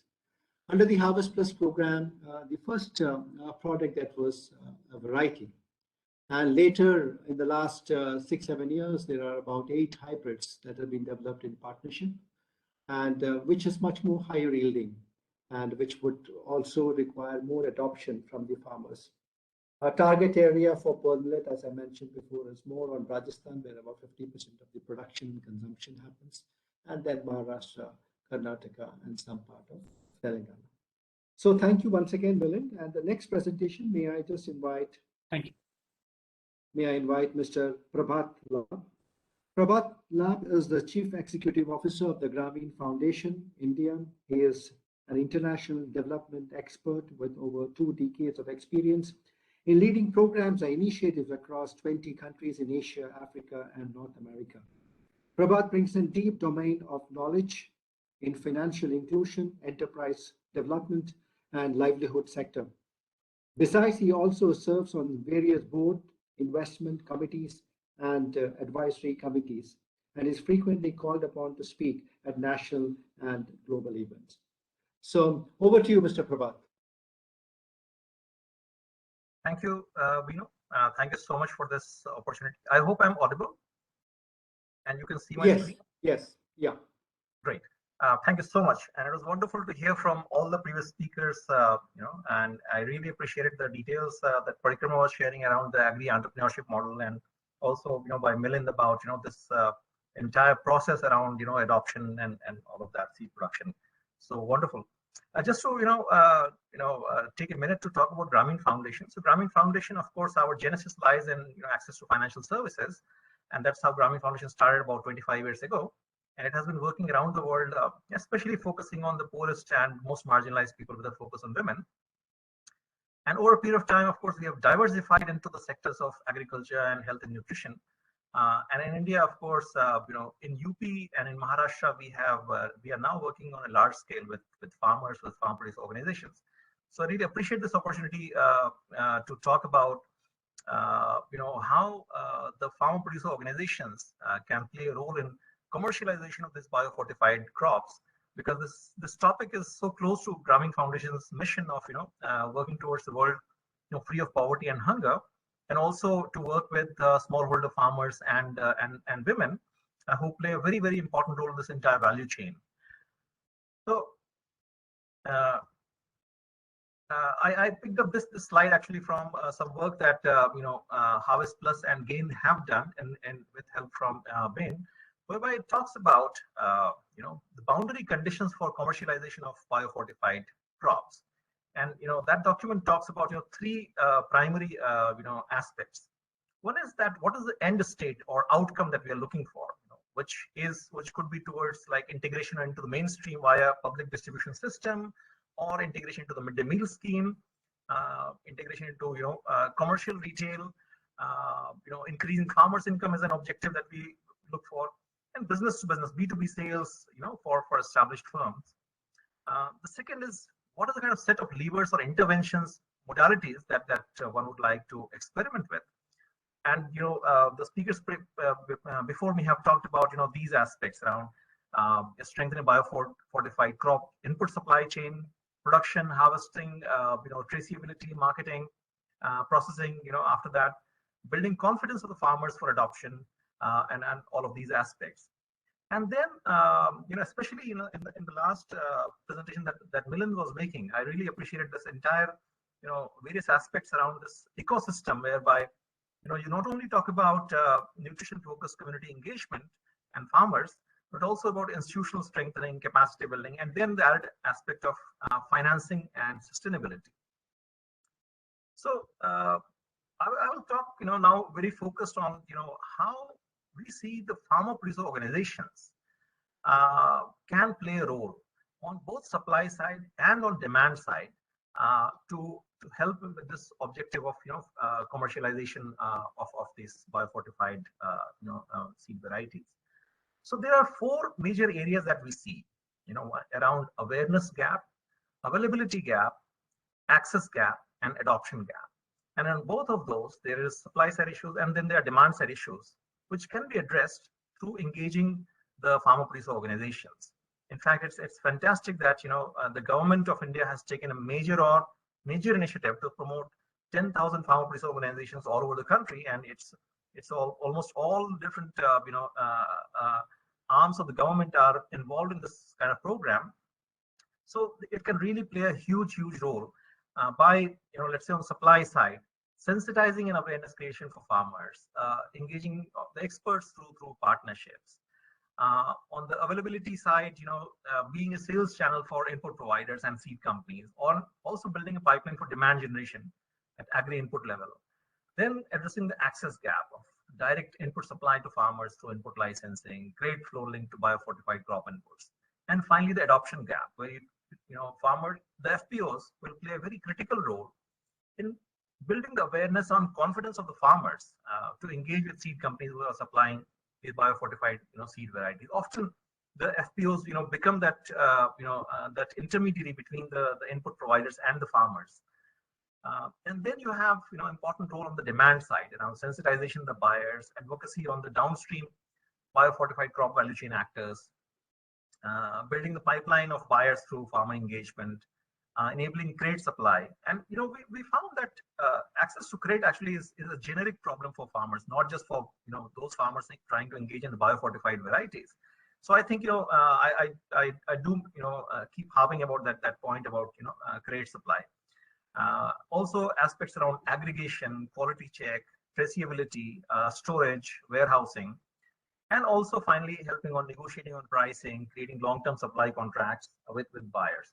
So we can really see that there almost every aspect of this commercialization, FPOs can play a role. And I can also add even things like, let's say, seed multiplication, for example. When you have the breeder seeds, and then you want to do a seed multiplication program, which in fact in many cases is a constraint in biofortification programs. Even there, FPOs can play an important role. So on this slide, we talk about four major aspects of our work around crate and financing. So as Grammy Foundation, we have been working with multiple financial institutions to enable crate flow to the farm producer organizations, so that they can work on these initiatives.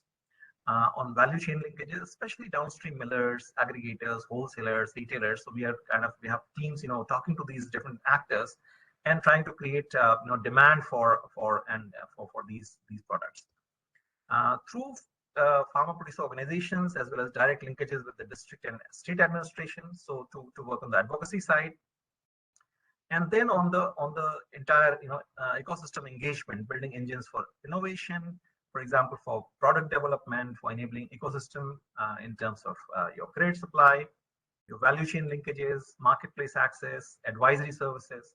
So in very broad terms, that's how Grameen has been engaging in these arenas.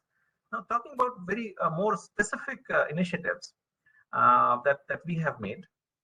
So we have actually three different verticals through which we engage in this arena.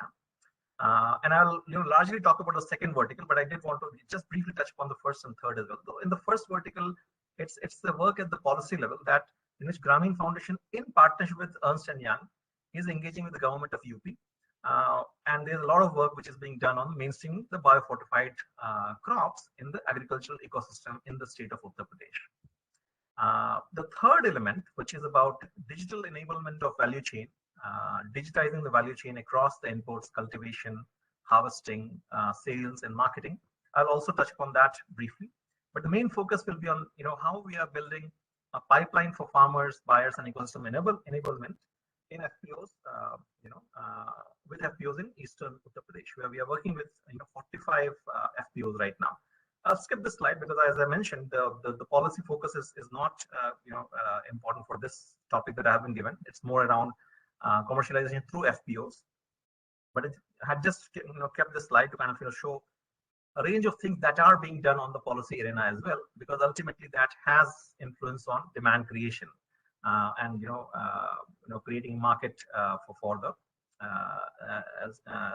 biofortified crops, increasing availability of the biofortified seed varieties and supplies, etc. This is where I would be focusing upon building a pipeline of farmers, buyers, and ecosystem enablements, in which currently we are working with 45 farmer producer organizations, all in Eastern UP, around 10 to 12 districts around Mirzapur, Varanasi, Prayagraj, Bhadohi, Chandauli, Jaunpur. That's the region where these farmers FPOs are based.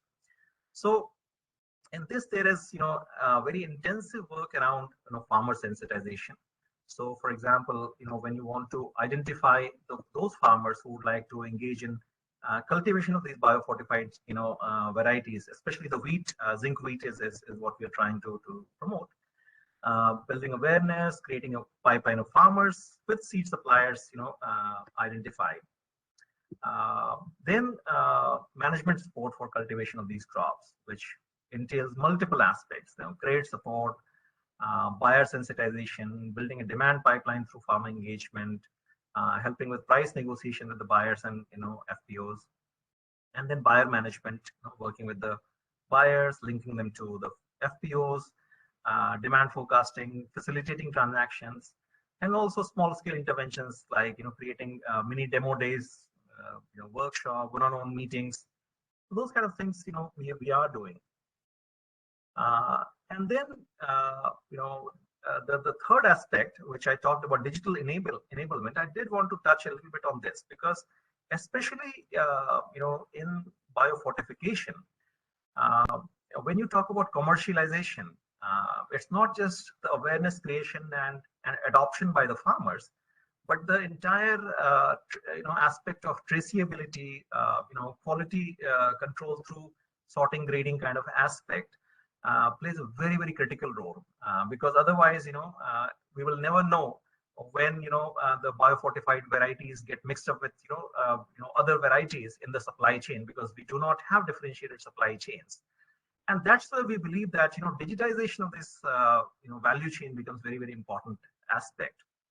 So for this digitization, what we are trying to do is that we have partnered with one of the agri tech companies, which has developed these, and there are various such apps. So I don't really want to kind of name anyone specific.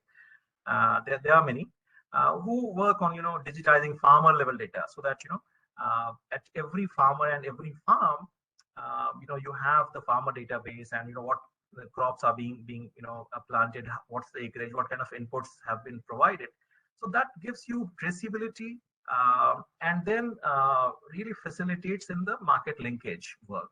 And then it's really possible to do aggregation of things like how many tons of, say, seeds are required in which districts, how much of output you can expect coming from a certain block or a certain district in a certain time, so that this entire commerce or logistics around supply can be tied up.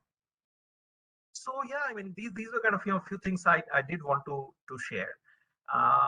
The good news is that the farmers and the FPOs that we have spoken to are actually very excited about this initiative. At times there are some hesitations as well. For example, they want a certain let's say price guarantee, and also in some cases the farmers may have questions about the yield of these biofortified varieties, which of course various research shows that it's comparable in most cases. But it's not just research studies. It's we realize that building the confidence of farmers, and which can only happen through one-to-one interaction, trust building, and demonstration in their neighborhood is what plays a very important role. And that's where, similar to the Syngenta model that Parikrama talked about, Agri Entrepreneurs, we also have a cadre called Grameen Mitras, who are like women from the community who work on multiple aspects, both financial services as well as non-financial services, which now includes agricultural services and information for the farmers. So we are kind of also seeing how we can leverage that kind of system for trust generation and trust creation, as well as helping in digitization of this farm level data. So yeah, I mean I'll pause here. And thank you for this opportunity to share about some of our work. And I'll be available offline. If people would like to kind of reach out to me, my email address is here on the slide, pilab@grameenfoundation.in, or you can go to our website, to find more information.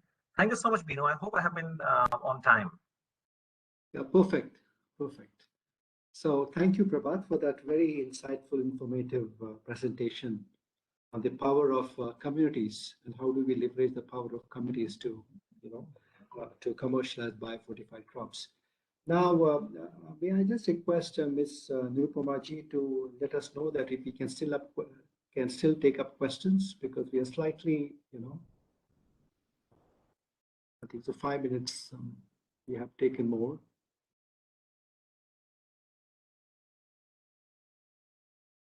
Anybody from ASSOCHAM, can we just go ahead and take up the questions, or should we just? Yes, sir. Yes, sir. We can take one question each for the technical speakers. Okay, thank you. So can I just ask the first question to Ms. Parikrama? Is how can we engage with agri startups to scale biofortification in India?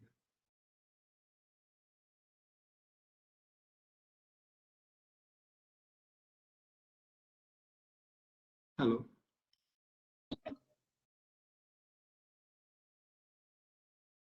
To whom this question has been addressed to? This is addressed to SFI. Parikrama. No longer in the session. You can move on to the next speaker. Okay, Prabhat, can I just ask you a question? How can FPOs has a great, stress as well as a lot of emphasis on, by the government.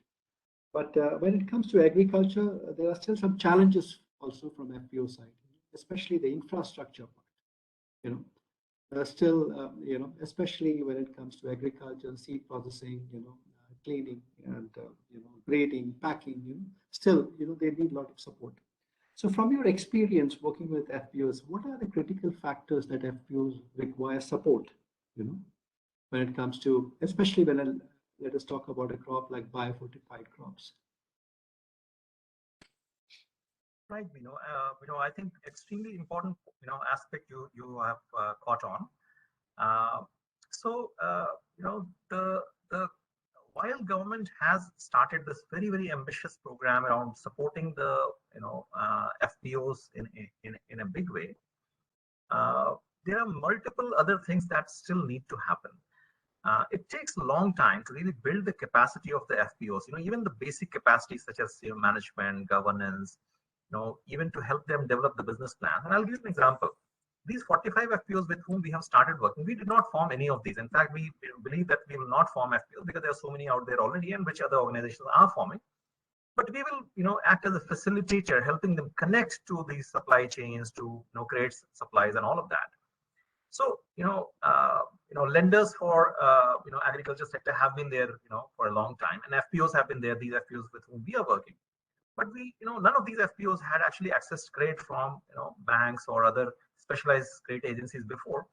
It's only when we intervened and we helped the FPOs develop their business plans and then, ran around, with multiple financial institutions, that's when things have started happening and the credit flow is happening. You talked about, things like creating infrastructure for and capacity for things like sorting, grading, traceability aspects. Let's say you want to create, a storage facility with the FPO. That's a kind of longer term investment.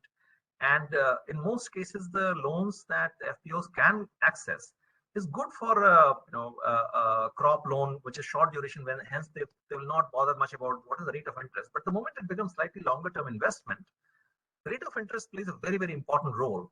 and hence, most of the lenders that they can access, those loans will not be very useful. So they would need to, go to mechanisms such as AIF to access, those kind of facilities. And again, it's a huge lack of awareness about what kind of schemes and policies exist there, which the FPOs can access. So yeah, I mean, that's where, the cadre of people that we have deployed on the ground really, helps FPOs in understanding about these schemes, like, okay, well, how they can, benefit from SFAC or AIF, or, go to various lenders, prepare the business plans.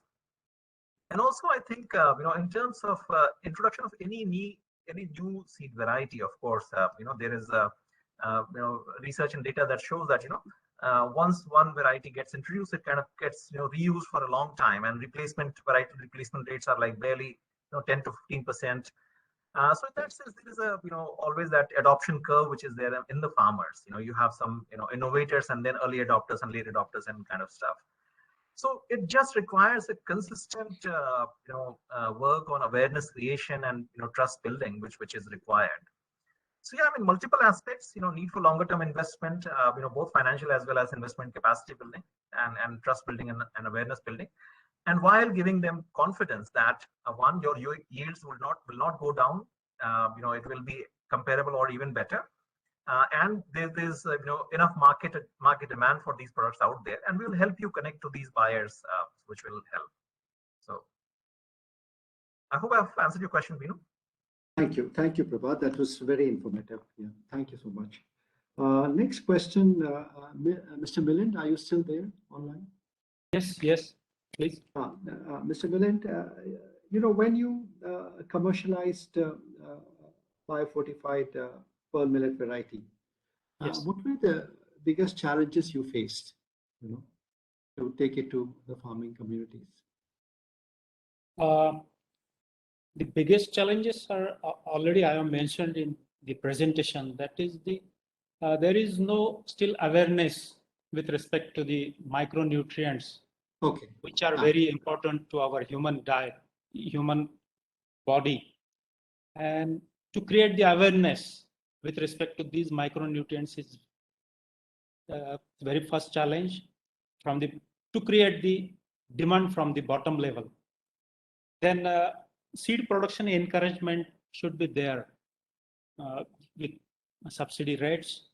And third one is the premium pricing for the biofortified produce after the this separation or distinguishing the biofortified products from the normal one. So these are the major challenges we faced during our biofortification activities. Thank you, Mr. Millet.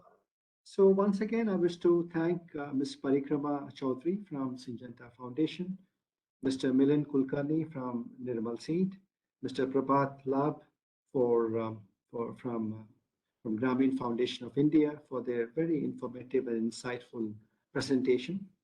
The panel highlighted on three models. One is the seed industry, that how the other is the social entrepreneurship, and the third is the farmers producer groups. Now, many of these models also will depend on what kind of crops do you have in this product portfolio. For example, if you have something like pearl millet, the hybrid seed production is still complicated. So the hybrid seed production is very clustered in India. About 80–90% of the seed production happens in the south of India, very near to Hyderabad. When it comes to varieties, yes, you can decentralize your seed production. You can save the seed to some extent. You can use it the next year. So many models, as I mentioned, it would also depend on the crops that you have in your portfolio. That is the challenge of these biofortified crops. How do we communicate the benefits of biofortified crops to the communities, and who are the people who are the audience for you? Are the women and the children? Who's going to drive demand for biofortified crops? When we started, with Nirmal Seed, we also looked at who are the primary decision makers, influencers for farmers. So in the villages, it's primarily the retailers and distributors.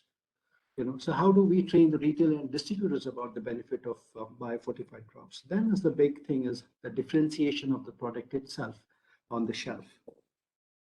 I think so. The panel also emphasized on the digital intermediation that you require when you take from all the way from grain to the markets. This still is missing in India. A lot of food companies in India still are not vertically integrated, so they do not work with the farmers. They still work with the primary processors. So that's also a challenge when it sometimes.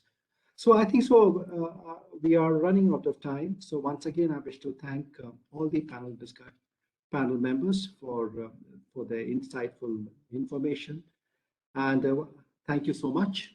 And over to you, Ms. Nirupama ji. Thank you so much, Dr. Vinu. A well summarized session indeed. Now, moving on to the next panel discussion, that is commercialization of bio-fortified foods. I would now request the chair and moderator for the session, Ms. Bhuvaneshwari, to take over. Over to you, ma'am. Thank you, Nirupama.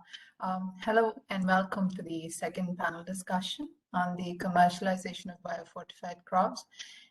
Firstly, thank you, ASSOCHAM, for putting together this very important webinar. So far, we've heard presenters highlighting the unique value proposition of biofortified crops as a strategy to improve nutrition security. However, we've also heard there is significant ground to be covered to ensure last mile availability of biofortified foods.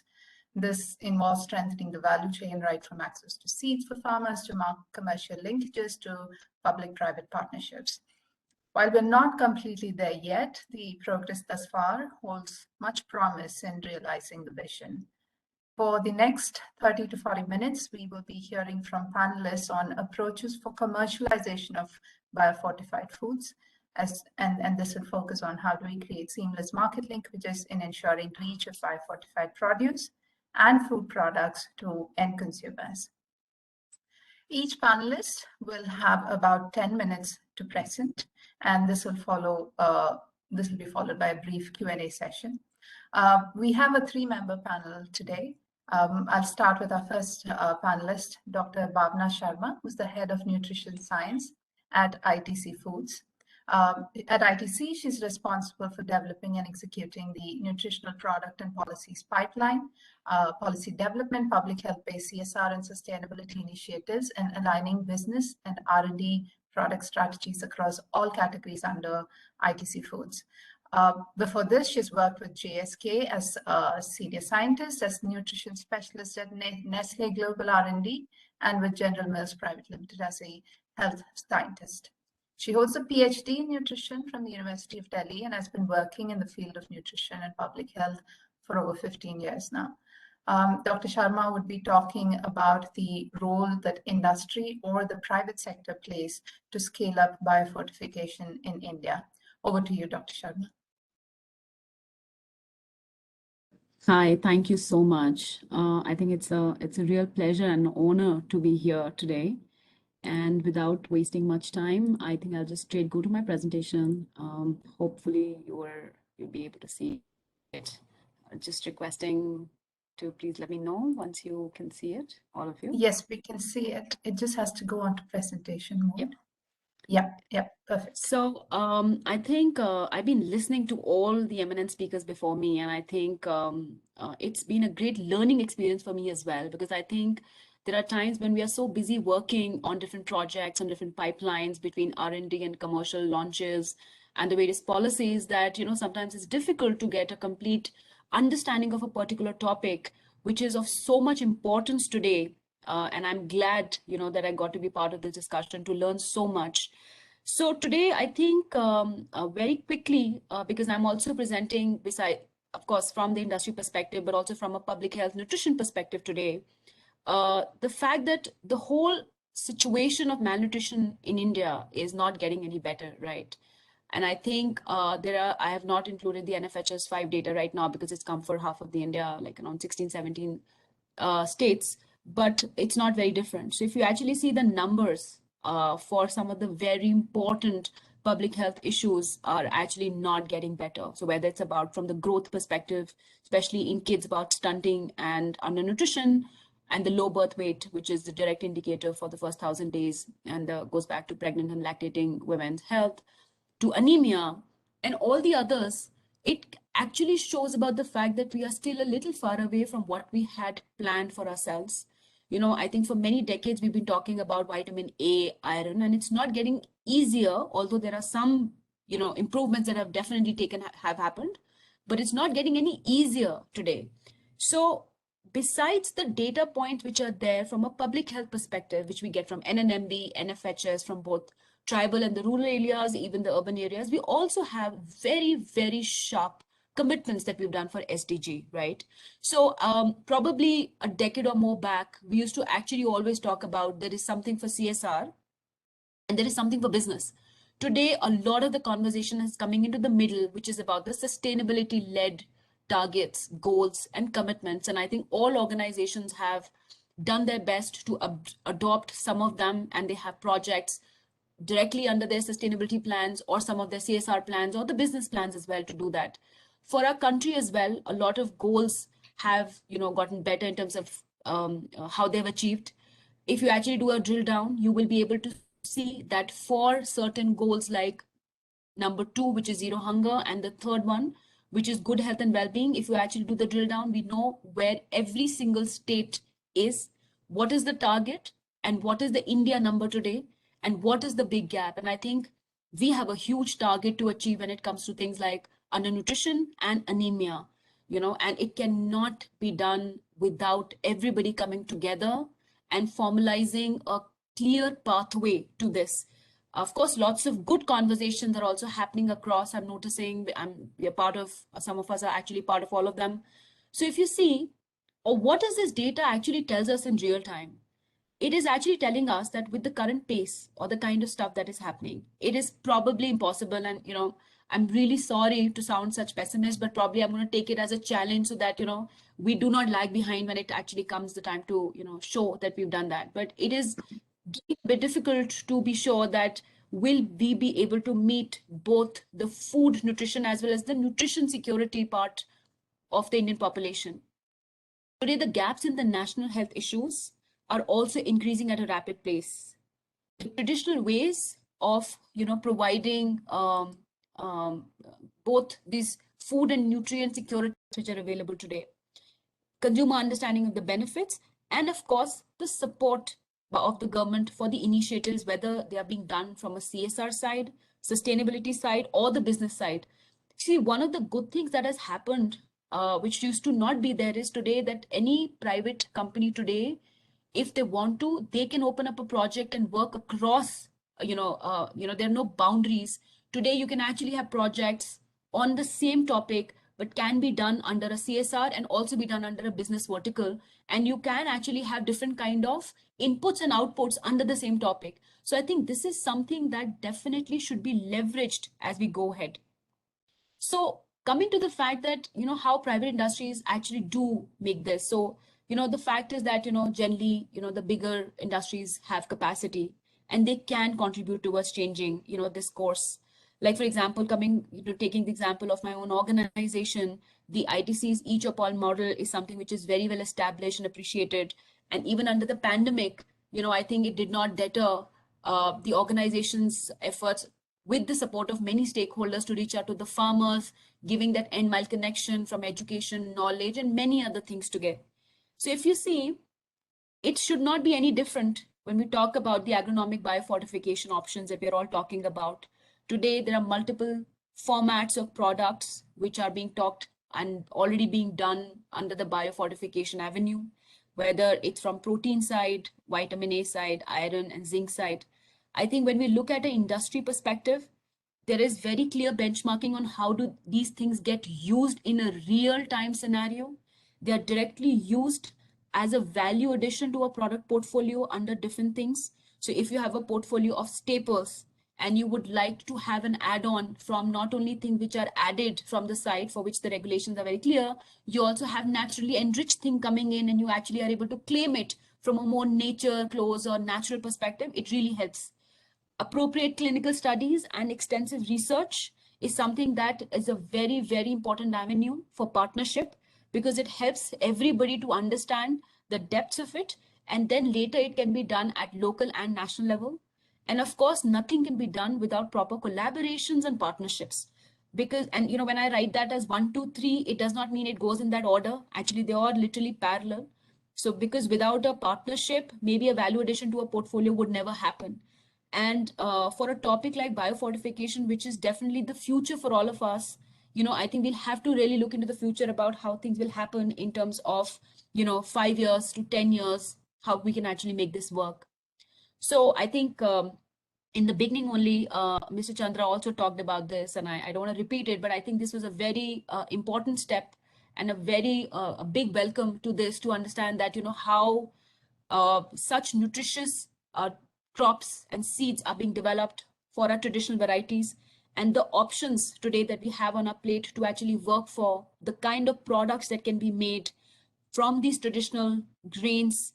It's actually today paving the way how the future looks like for different kind of products, from nutrition perspective, food perspective, convenience perspective, and even taste perspective, without any compromise on the the nutrition contributions of it.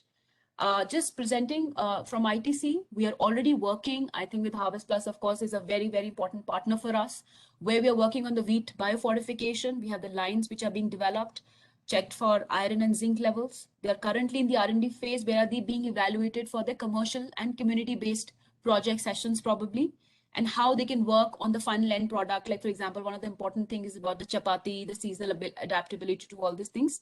So this is a work that is already happening, and it's a very valuable project for us as well to work. The key differentiating factors, I think, which support this is Agri Advantage, because I think this is one of the topics which actually very seamlessly and systematically integrates the various sustainable practices and have a very good and a direct advantageous output. Consumer advantage. See, this is something that I really want to tell you about. Despite the fact that, pandemic has brought a huge amount of, spotlight on the health and various micronutrients, today, even now, people believe that you have added chemicals to certain things, and they are more and more worried, and they question staples. So I think as we go ahead, naturally enriched staples are probably a better solution versus something which is added, right? And of course, at a community level as well, because this involves a very big community at a level. So if from all these perspectives, they really go well together.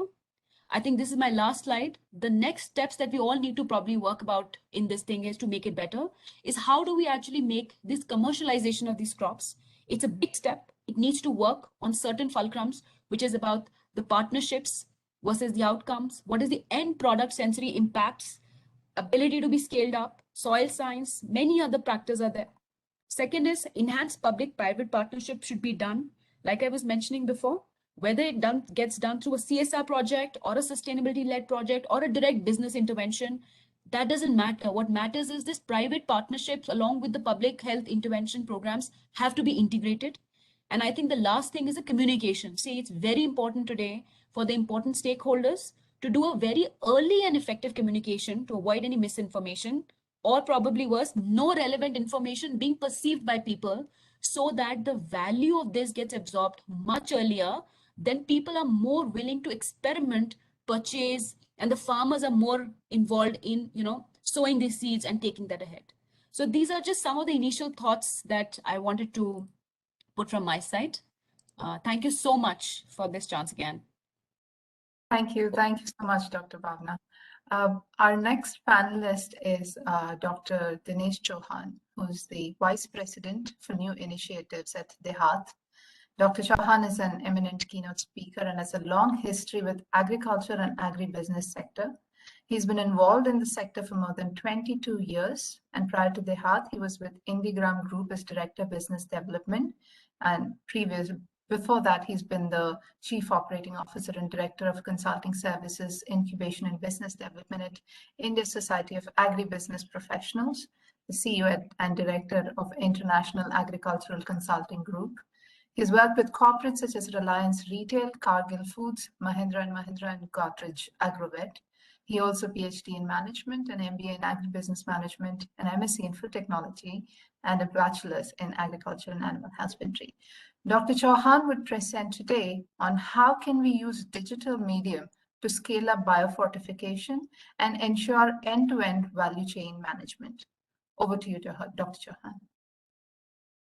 Chauhan. Thanks, Bhuneshwari, for such a nice introduction, and very good afternoon to all of you. Am I audible? Yes, you are. Yeah. So I would like to congratulate ASSOCHAM for organizing such a relevant topic for discussion today. And I see that most of the topics have already been covered by the eminent panelists. We have been listening to them for last more than an hour now. I would like to emphasize a couple of things which probably the earlier speakers have already spoken on or have emphasized. So, like of areas where their heart is actually been working. We have been trying to address some of the issues which are quite important and relevant when we talk about the nutrition availability for the population and how we can address the biofortification, commercialization, etc. So DeHaat as an organization has been working towards strengthening these FPOs and farmer producer organization to improve their profitability and improve the traceability of the produce which they are going. So this is one area, and then we are trying to work towards providing agriculture inputs and output marketing of their output as well to connect them with the market with these growers. So commercialization of these crops also becomes very important. So these are two areas where biofortification requires us, and DeHaat has been already working on that. So I would like to take you through what currently DeHaat is all about and how we as a company are working to digitize the agriculture sector in India.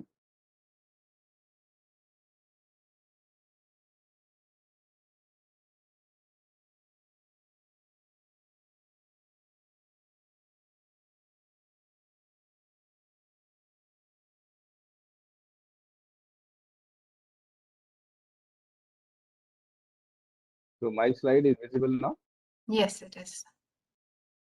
Yeah, so what we are trying to solve here as a company is that probably more than 100 million population of Indian farmers don't have quality value chain services.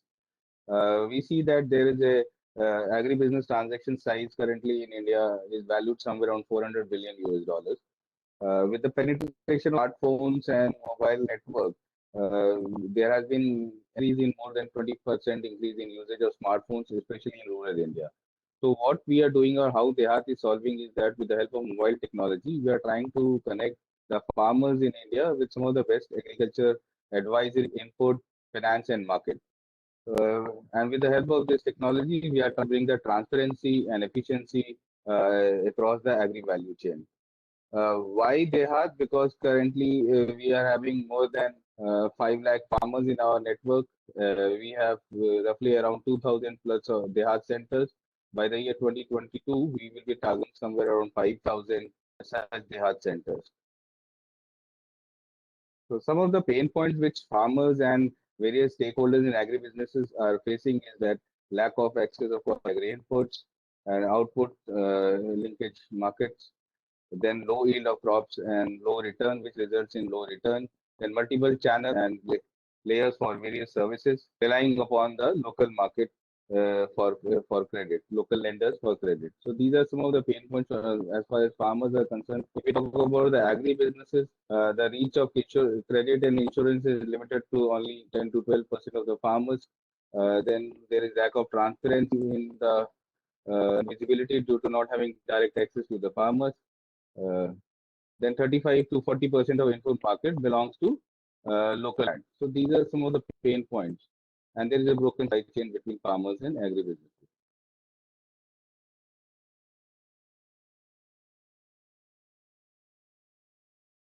So what is all about? We are basically a full stack technology platform, and we provide 360-degree services in terms of crop advisory, agri inputs, then financial services and market linkages of produce.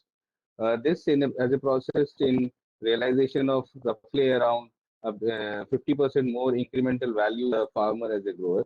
So this we have observed that the overall increase in the profitability of a farmer is somewhere around 20 to 50% depending upon the type of crop and the type of production which they are taking. what is the delivery mechanism of Dehat as a model? So basically, what we say that a farmer shouldn't travel more than 3 to 5 kilometers to have access to all these quality input and the various services which we are offering. So we have a node which caters to an area of, let's say, 50 to 60 kilometer of radius, and we have roughly around 40 Dehat centers in this region catered by these nodes, and roughly we target probably somewhere around 45,000 farmers are targeted by each node. And these Dehat centers, we provide access to quality food, then we also provide farm implements, then farm finance services are there, credit, insurance, cattle feed. So all these kind of services are provided to the farmers through these centers. So currently, we have got more than 5 lakh farmers on our network. The area under management is 90,000 acres of land is under farming. Farming is under management. Then we are processing roughly around 1,200 metric ton of commodities per day. 1.3 million plus minutes are spent on crop advisory. More than 2,000 plus their centers are there. So technology is being widely used within our organization for all the stakeholders. So we have platforms both for farmers as well as for our micro entrepreneurs, and our warehouse and nodes have a separate platform, and there is a platform for various agri input companies also. So each and every stakeholder has the visibility of whatever transaction is happening, how the product is moving, and farmers are provided with crop advisory through these digital platforms, and then they are also having CRM dashboard. Plus we have got interactive call center where farmer can dial in and get information, as well as we keep on providing them information on various package of practices depending upon the geography and the type of crop that farmer is growing. So these are some of the services which we provide, like input financing for micro entrepreneurs, then input financing for farmers, then bundling insurance with agri input, then agri produce financing, and then software as a services based interface for agri stakeholders. We have, as we were talking about earlier, that connecting to the market and providing the right marketplace for grower is very important and key pain point. So currently on the Dehat platform, we have more than 700 plus players who are connected with all these growers who are associated with us. So we provide a good platform for having access to all these agro commodities to these buyers, as well as the farmer has also got visibility which are the buyers, what are their requirements, etc. So we play a critical role in bringing both buyer and seller on a common platform. We are a young team of professionals who come from varied background, right from IT to agriculture and various verticals of agriculture supply chain. In a short span of time of not less than a decade, Dehat has managed to win a lot of awards and recognition. It's just a very small beginning from all of us here. So this was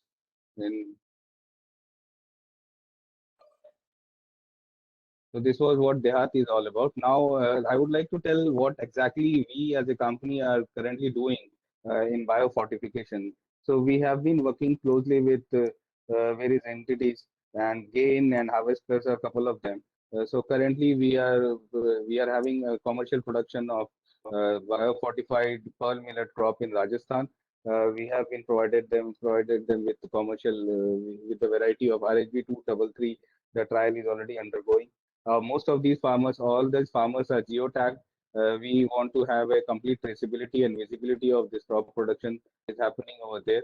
And this is one initiative which we are doing. We are connecting these growers with the buyers as well as, and handholding has been done.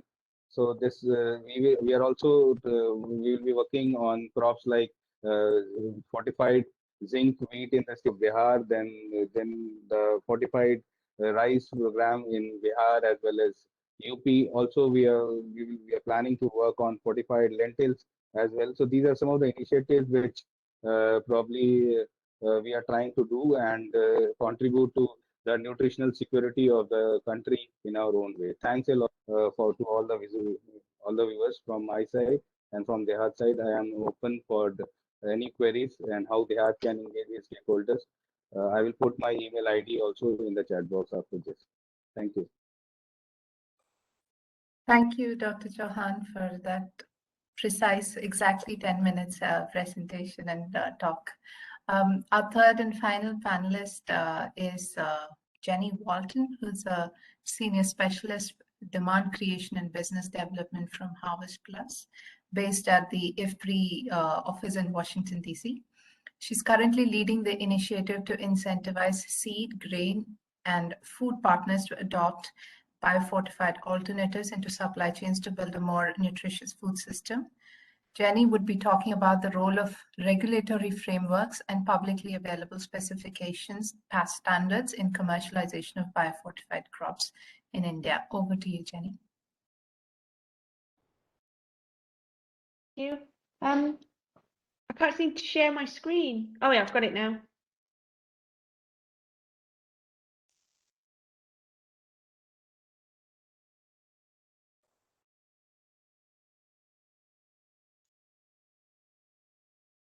Okay, just checking that you can see my screen and it's not doing the split screen.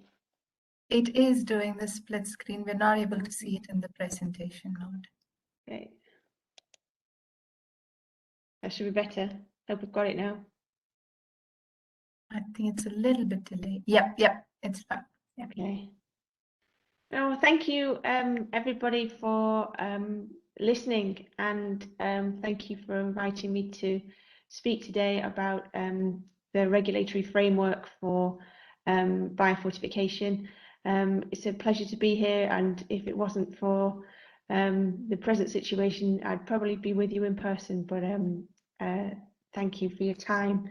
So what I would want to go through today is talk about why standards are essential in commercializing and scaling, and what type of standards exist in the value chain for biofortified commodities. I'm not going to get into actual government policy or seed, but just to show how they're really important in the value chain. And what I am going to talk more about is standards for grain, and then food and food labeling. And importantly, how do standards ultimately lead to reduced micronutrient deficiency?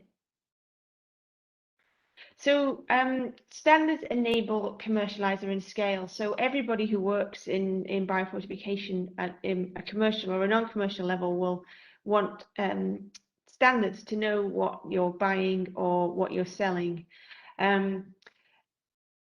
Very often small value chain actors can operate without and trade on sort of word of mouth and operate without paperwork, and there's often no documentation in sort of food labeling or food safety. But as we start working in more organized food systems with small, medium and large businesses, it's absolutely essential that we're aware of the standards and we use the standards in value chain. So very importantly as well, we're talking about public procurement and introducing biofortified varieties in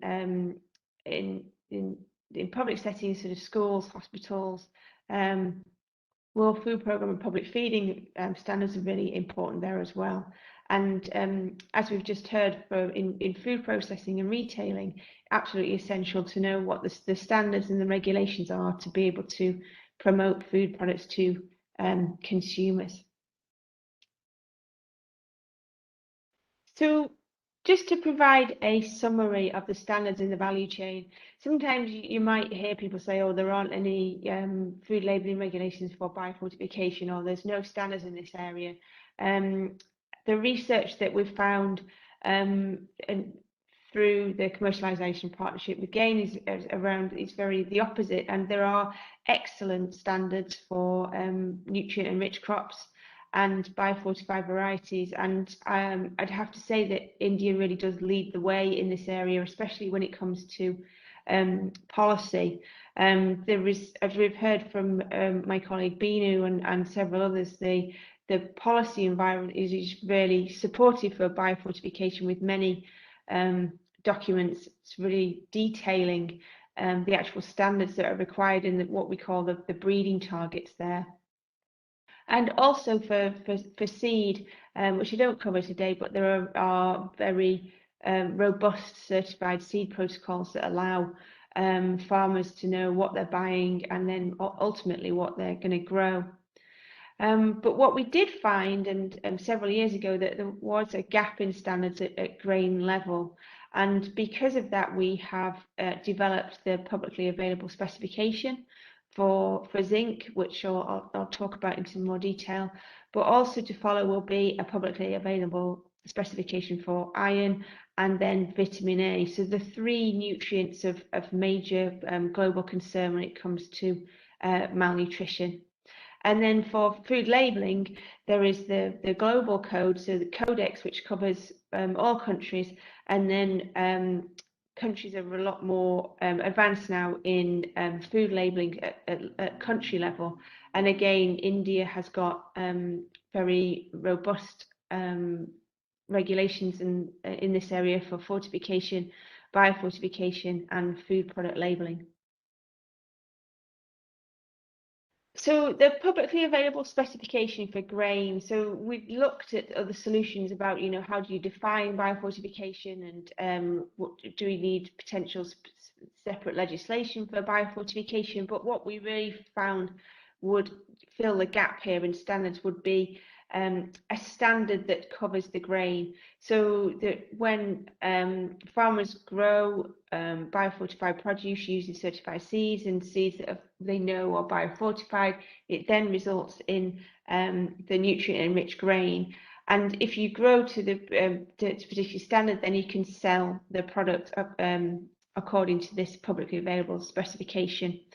It was created by a global multidisciplinary steering group from public policy advisors all the way to food businesses and grain traders who were ultimately the end users of that. And importantly, the FSAI were on the steering group for iron and for zinc, and are also on the steering group for iron. So really important that we get the views from India on this global specification.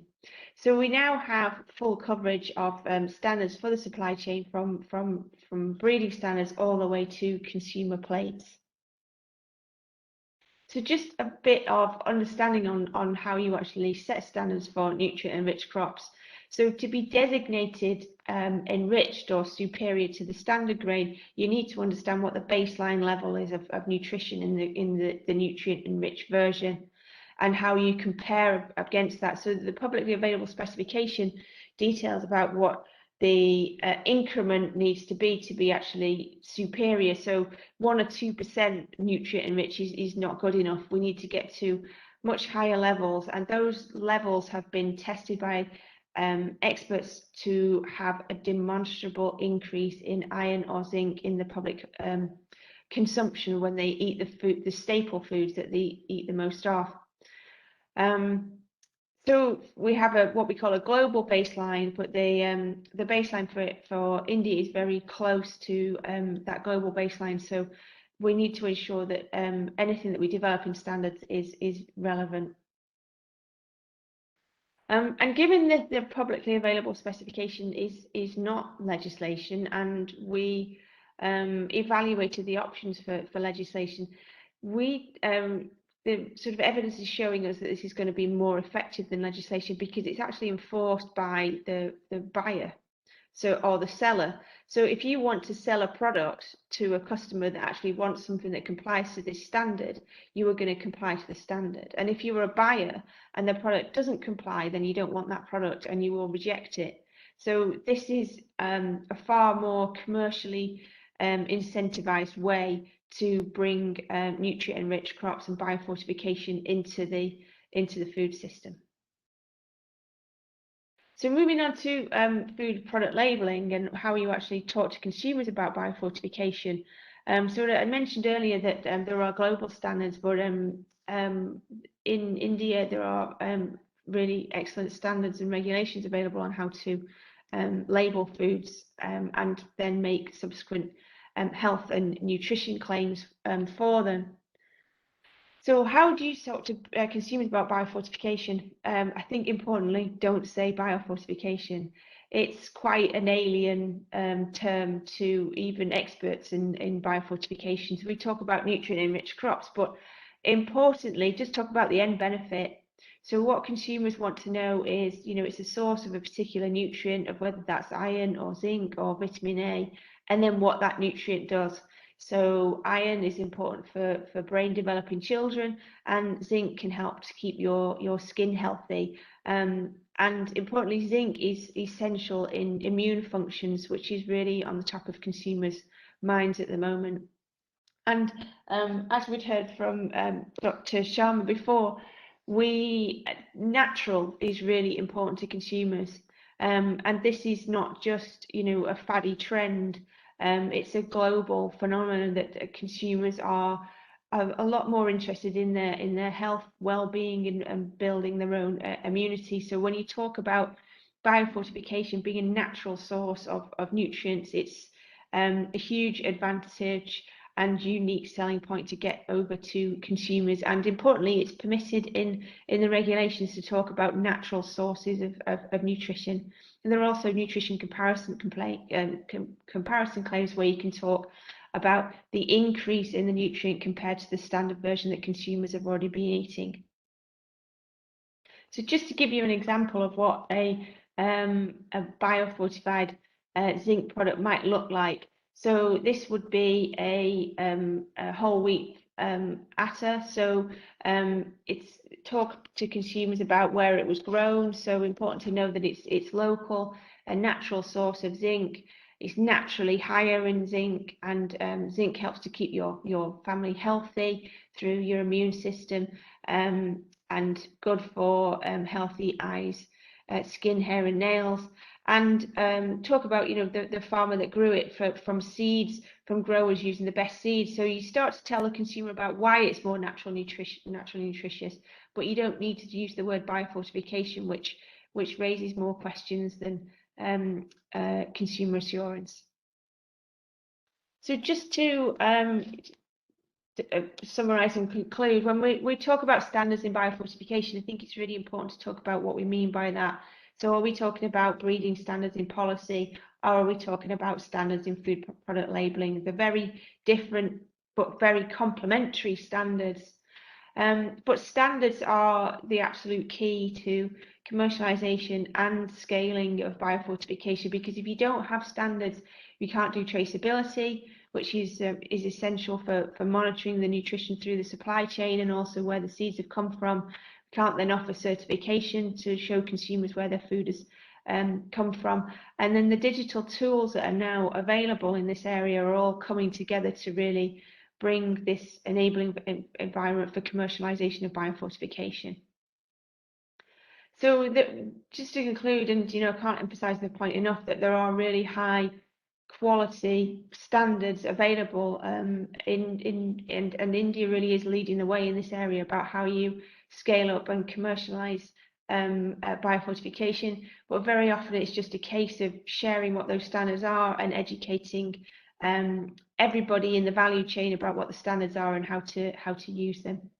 So thank you very much. That was everything on my presentation. Happy to stay and answer any questions. Thank you so much, Jenny. So we have another 5 minutes for a quick Q&A. Probably just one question per panelist. And Jenny, I can start with you. Just a quick question on currently Gain and Harvest Plus is working on zinc wheat and iron pearl millet as the biofortified crops. Are there any other staples in the pipeline that can be considered as part of the biofortification strategy? Yeah, absolutely, and a really good question. And I think it's important, to promote dietary diversity and bring many more foods into biofortification. So in our current partnership with Gain, we're just covering wheat and millet, but we do have ambitions to bring in more crops, and rice would be the next one that's available. but there are also other millets, so finger millets that we can work on, and also products such as lentils. So the biofortification of staples is really important because you reach more people, but you can also biofortified smaller consumed foods. And I think a lot of it will be commercially driven as well as driven from sort of a public health perspective. But yes, I say in the current programme, it's millet, pearl millet and wheat, but we would very much envisage bringing rice soon. Great. Okay, glad to know that. Thanks. Thank you so much, Jenny. A question for you, Dr. Bhavna. You had a very concise and a very well put together presentation on private partnerships and industry partnerships. I wanted to get your thoughts on what do you see are the strengths in public-private partnerships in the space of biofortification? Thanks. I think 3 points. One is the part of research, right? Now, whether we say that this is the way it should happen, or the fact that if this happens, this is the way it's probably going to be more stronger. So research definitely is something that needs to happen. And when I talk about research, it also has 2 parts to it. So one is the research partnership between right from choosing the right seed to the crop, and not stopping there. Because if you see, end of the day, people don't consume wheat grain, they don't consume atta, they consume a chapati, right? And people are very finicky about the fact that it should look like this, it should have this color, it should have that blend. So the partnership needs to have an end-to-end so that the last mile doesn't get left out and becomes a limiting factor in terms of adoption of such a good practice, right? So that research partnership about a primary end use is very important, besides the other things about the climate, the soil, all those things. And the other partnership in research is about the clinical aspect of it, right? So when we talk about the digestibilities, accessibilities, bioavailabilities, so of course there is a huge scope of further partnerships into it, which can become a very important segment, in order to do that. Because this directly also links to the second part, which is the commercialization or the scale up that we always talk about. So while we work at a national level and everything, maybe certain projects can be undertaken between public and private groups in some bit of an exclusivity, maybe for an initial period of time, and then can be made public eventually, just to understand something in depth, and then can be taken up ahead, because then it also is a very big incentive to the private groups to come forward and invest into it, right? Rather than just sitting back, listening and doing small projects here and there, or trying to do something on their own. Because I think the truth is that even if I have a lot of money today under CSR and sustainability, I can only do a project for limited number of years or in a one local geography. And when we're talking about such an important topic, which has such a massive impact on the nation's health, I think we should do this a little more openly and better. And I think the last part, I think, is communication, because end of the day, despite so many things, there is so much issue that today people don't even understand the difference between, a dietary fiber versus a prebiotic fiber versus a probiotic. Forget that. People don't even understand that, calorie and energy is same sometimes. So when we are talking about that, how we actually communicate this to the consumers in the end, so then when they see this on the shelves, they do not get confused. So like Jenny was also saying the same thing, that should we actually go ahead and tell people about the naturalness of it? Should we actually talk about the enhanced iron presence in it, which would do something more? Or should it be in a comparative format? I think that also needs to get discussed within the existing regulatory framework. So I think these are my top 3 points on this topic. Thank you. Thank you so much, Dr. Bhavna. Very pertinent points. And the points given by you and Jenny around how do you communicate what is biofortification, I think is going to be very interesting when we work towards awareness and demand generation. I have a final question for Dr. Chauhan. We heard in the previous panel discussion that biofortified pearl millets could be high yielding, and there are such factors which could be key differentiators in promoting biofortified crops.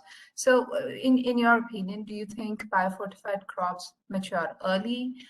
Do they require less water? Are they resistant to diseases? So are there any such critical advantages that biofortified crops have compared to the non-biofortified ones? Yeah, Bhuvneshwari, thanks for putting up this question.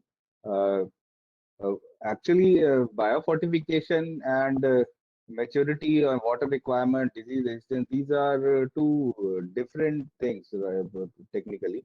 And when we talk about biofortification means incorporating nutrient to enriching genes into the crop, right? Whereas when we talk about maturity of the crop or water resistance, this will depend upon which variety we are growing and what are the qualities of that variety. So it has no direct relevance, or no there has not been any evidence where we can say that a biofortified crop will face an issue in terms of longer maturity period or will have lesser resistance to the disease. So it will all depend upon which variety we are growing and what is that variety all about. So this is my take on it. Okay, great.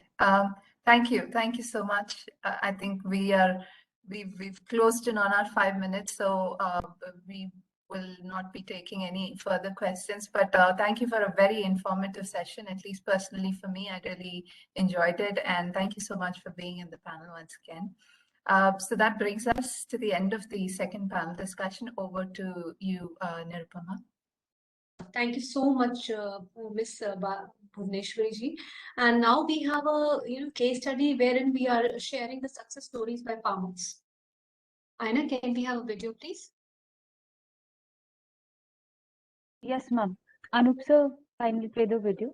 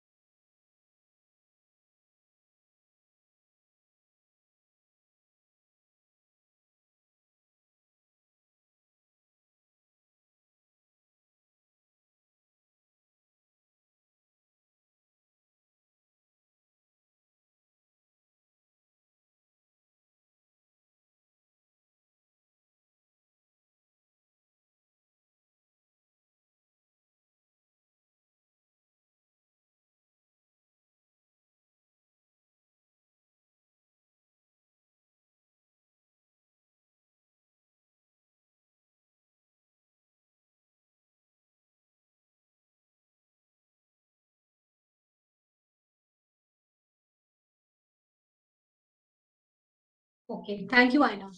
So that puts us towards the end of the session. Before we close, we have few questions for Dr. Binu and Bhuvaneshwari. Binu, the question for you is, there are several strategies and initiatives addressing micronutrient malnutrition, such as fortification, anemia, Bharat, etc. How is biofortification different from them? Is Binu there? Yeah. Thank you so much for the question. I would say, fortification, biofortification, supplementation, whatever strategy which is to tackle malnutrition, they all should complement each other because the challenge is so large that we have. When it comes to biofortification, we perceive that biofortification as cost effective because it starts in rural area, where the biggest challenge of malnutrition lies. Farmers can grow and farmers can consume. He doesn't have to depend on a big supply chain, food supply chain. And we consider biofortification as a sustainable strategy because once these micronutrients traits are incorporated into the germplasm, something like what I call a dwarf feed. What stays in the germplasm, it does not erode in a time frame.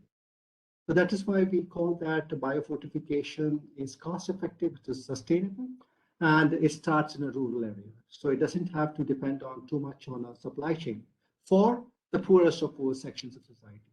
But then over the years, when biofortification, biofortified crops produce a surplus, what I believe is that the biofortification and fortification will meet somewhere in the midway, because then it gets into what I call as the market-oriented approach, food commercialization that we have been talking about. There's a potential of taking these biofortified crops to non-farm consumers.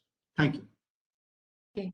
So in extension to that, we understood that seeds have definitely to play an important role in this. How is the penetration of biofortified seeds in the rural parts of India going on? Is it going good, or you find some challenges? Well, we started a wheat program in 2016, sorry, 2014 with the first wave of products. By 2017, we had 2 released varieties. One was released by Punjab Agriculture University. The other was released by the Indian Council for Agricultural Research at Karnal. The other 2 varieties have been commercialized altogether. We started with about a small quantity, about 5-10 tons in the eastern UP, because we had an initial collaboration with BHU. And today, well, I would say there's about 2,000 tons of seed sold in the market. Some of the seed companies like, for example, JK Agri, they sell close to about 1,500 tons of biofortified seed.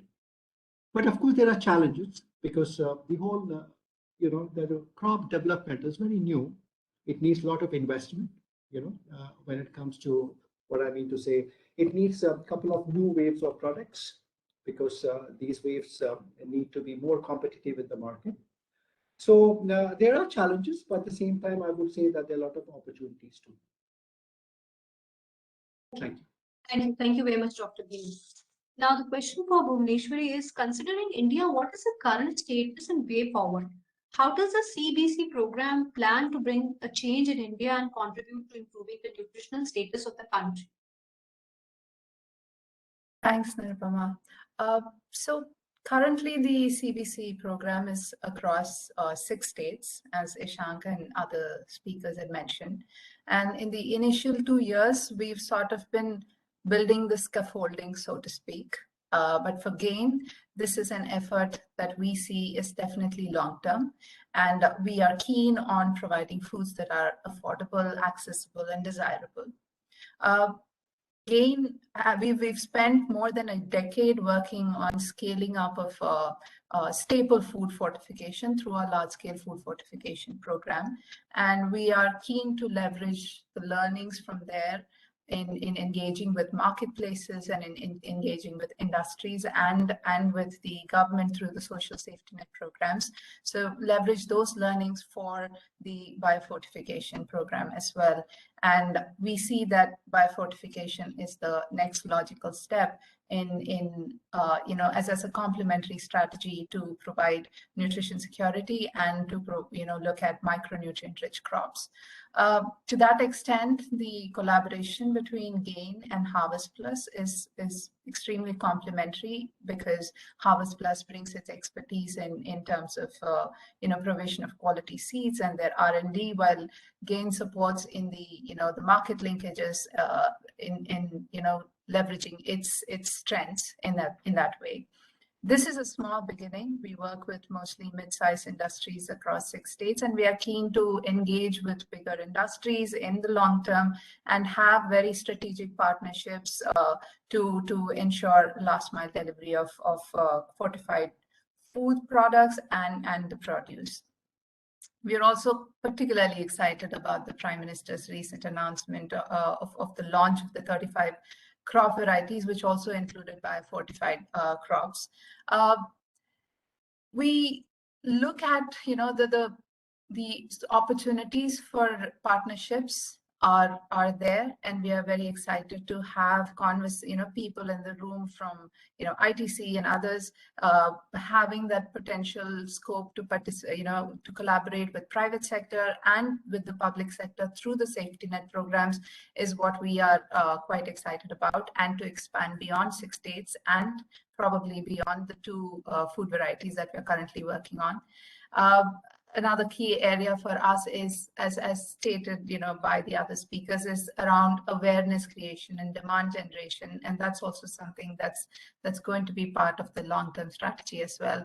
So, in a nutshell, we've taken the baby steps, we've done the foundation, and what we have, going ahead is something that's a long-term vision with strategic partnerships and scale up to sort of ensure that you have biofortified foods and the produce of, the foods products from the produce, how do you ensure that it reaches the larger population and have both a market driven strategy and a social net driven strategy, so you sort of ensure you reach the vulnerable populations as well? That's wonderful indeed, and we are pretty sure that GAIN has passed on many challenges, not only in India, across world. We are quite sure that these collaborations will happen, and definitely it will reach the entire mass population. Now, coming to the end of the session, I have last question for Mr. Ishank. How to scale up the commercialization efforts rapidly so that it makes a significant impact in the nutrition of the population? Yeah, Nirupama, I'll be honest with you. So rapid scale up, especially in case of commercialization, probably sounds like an oxymoron. But what we probably can do is, partner with most of the organizations that are probably in the virtual room today, and really help build more innovative supply chain models, so that we can have effective linkages between all the value chain players, and especially at the processor and aggregator level. And I think that's the only way we can relatively speed it up faster. Thank you so much. That's well noted, and we all concur on that point for sure. Now, while concluding the session, we reach us to the end. While the momentum has begun, as important stakeholders have realized the importance of biofortification after seeing the recent announcement from the top level itself, as Dr. S.K. Malhotra also mentioned, and Vivek Arora from FSSA also mentioned, that when such policy initiatives are taken from the top, definitely it percolates to the ground level.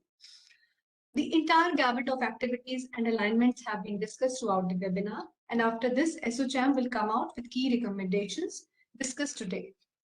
On behalf of ASSOCHAM, we are indeed thankful to all the panelists for joining and discussing the deliberation and sharing their point of view, their part of scenarios with us.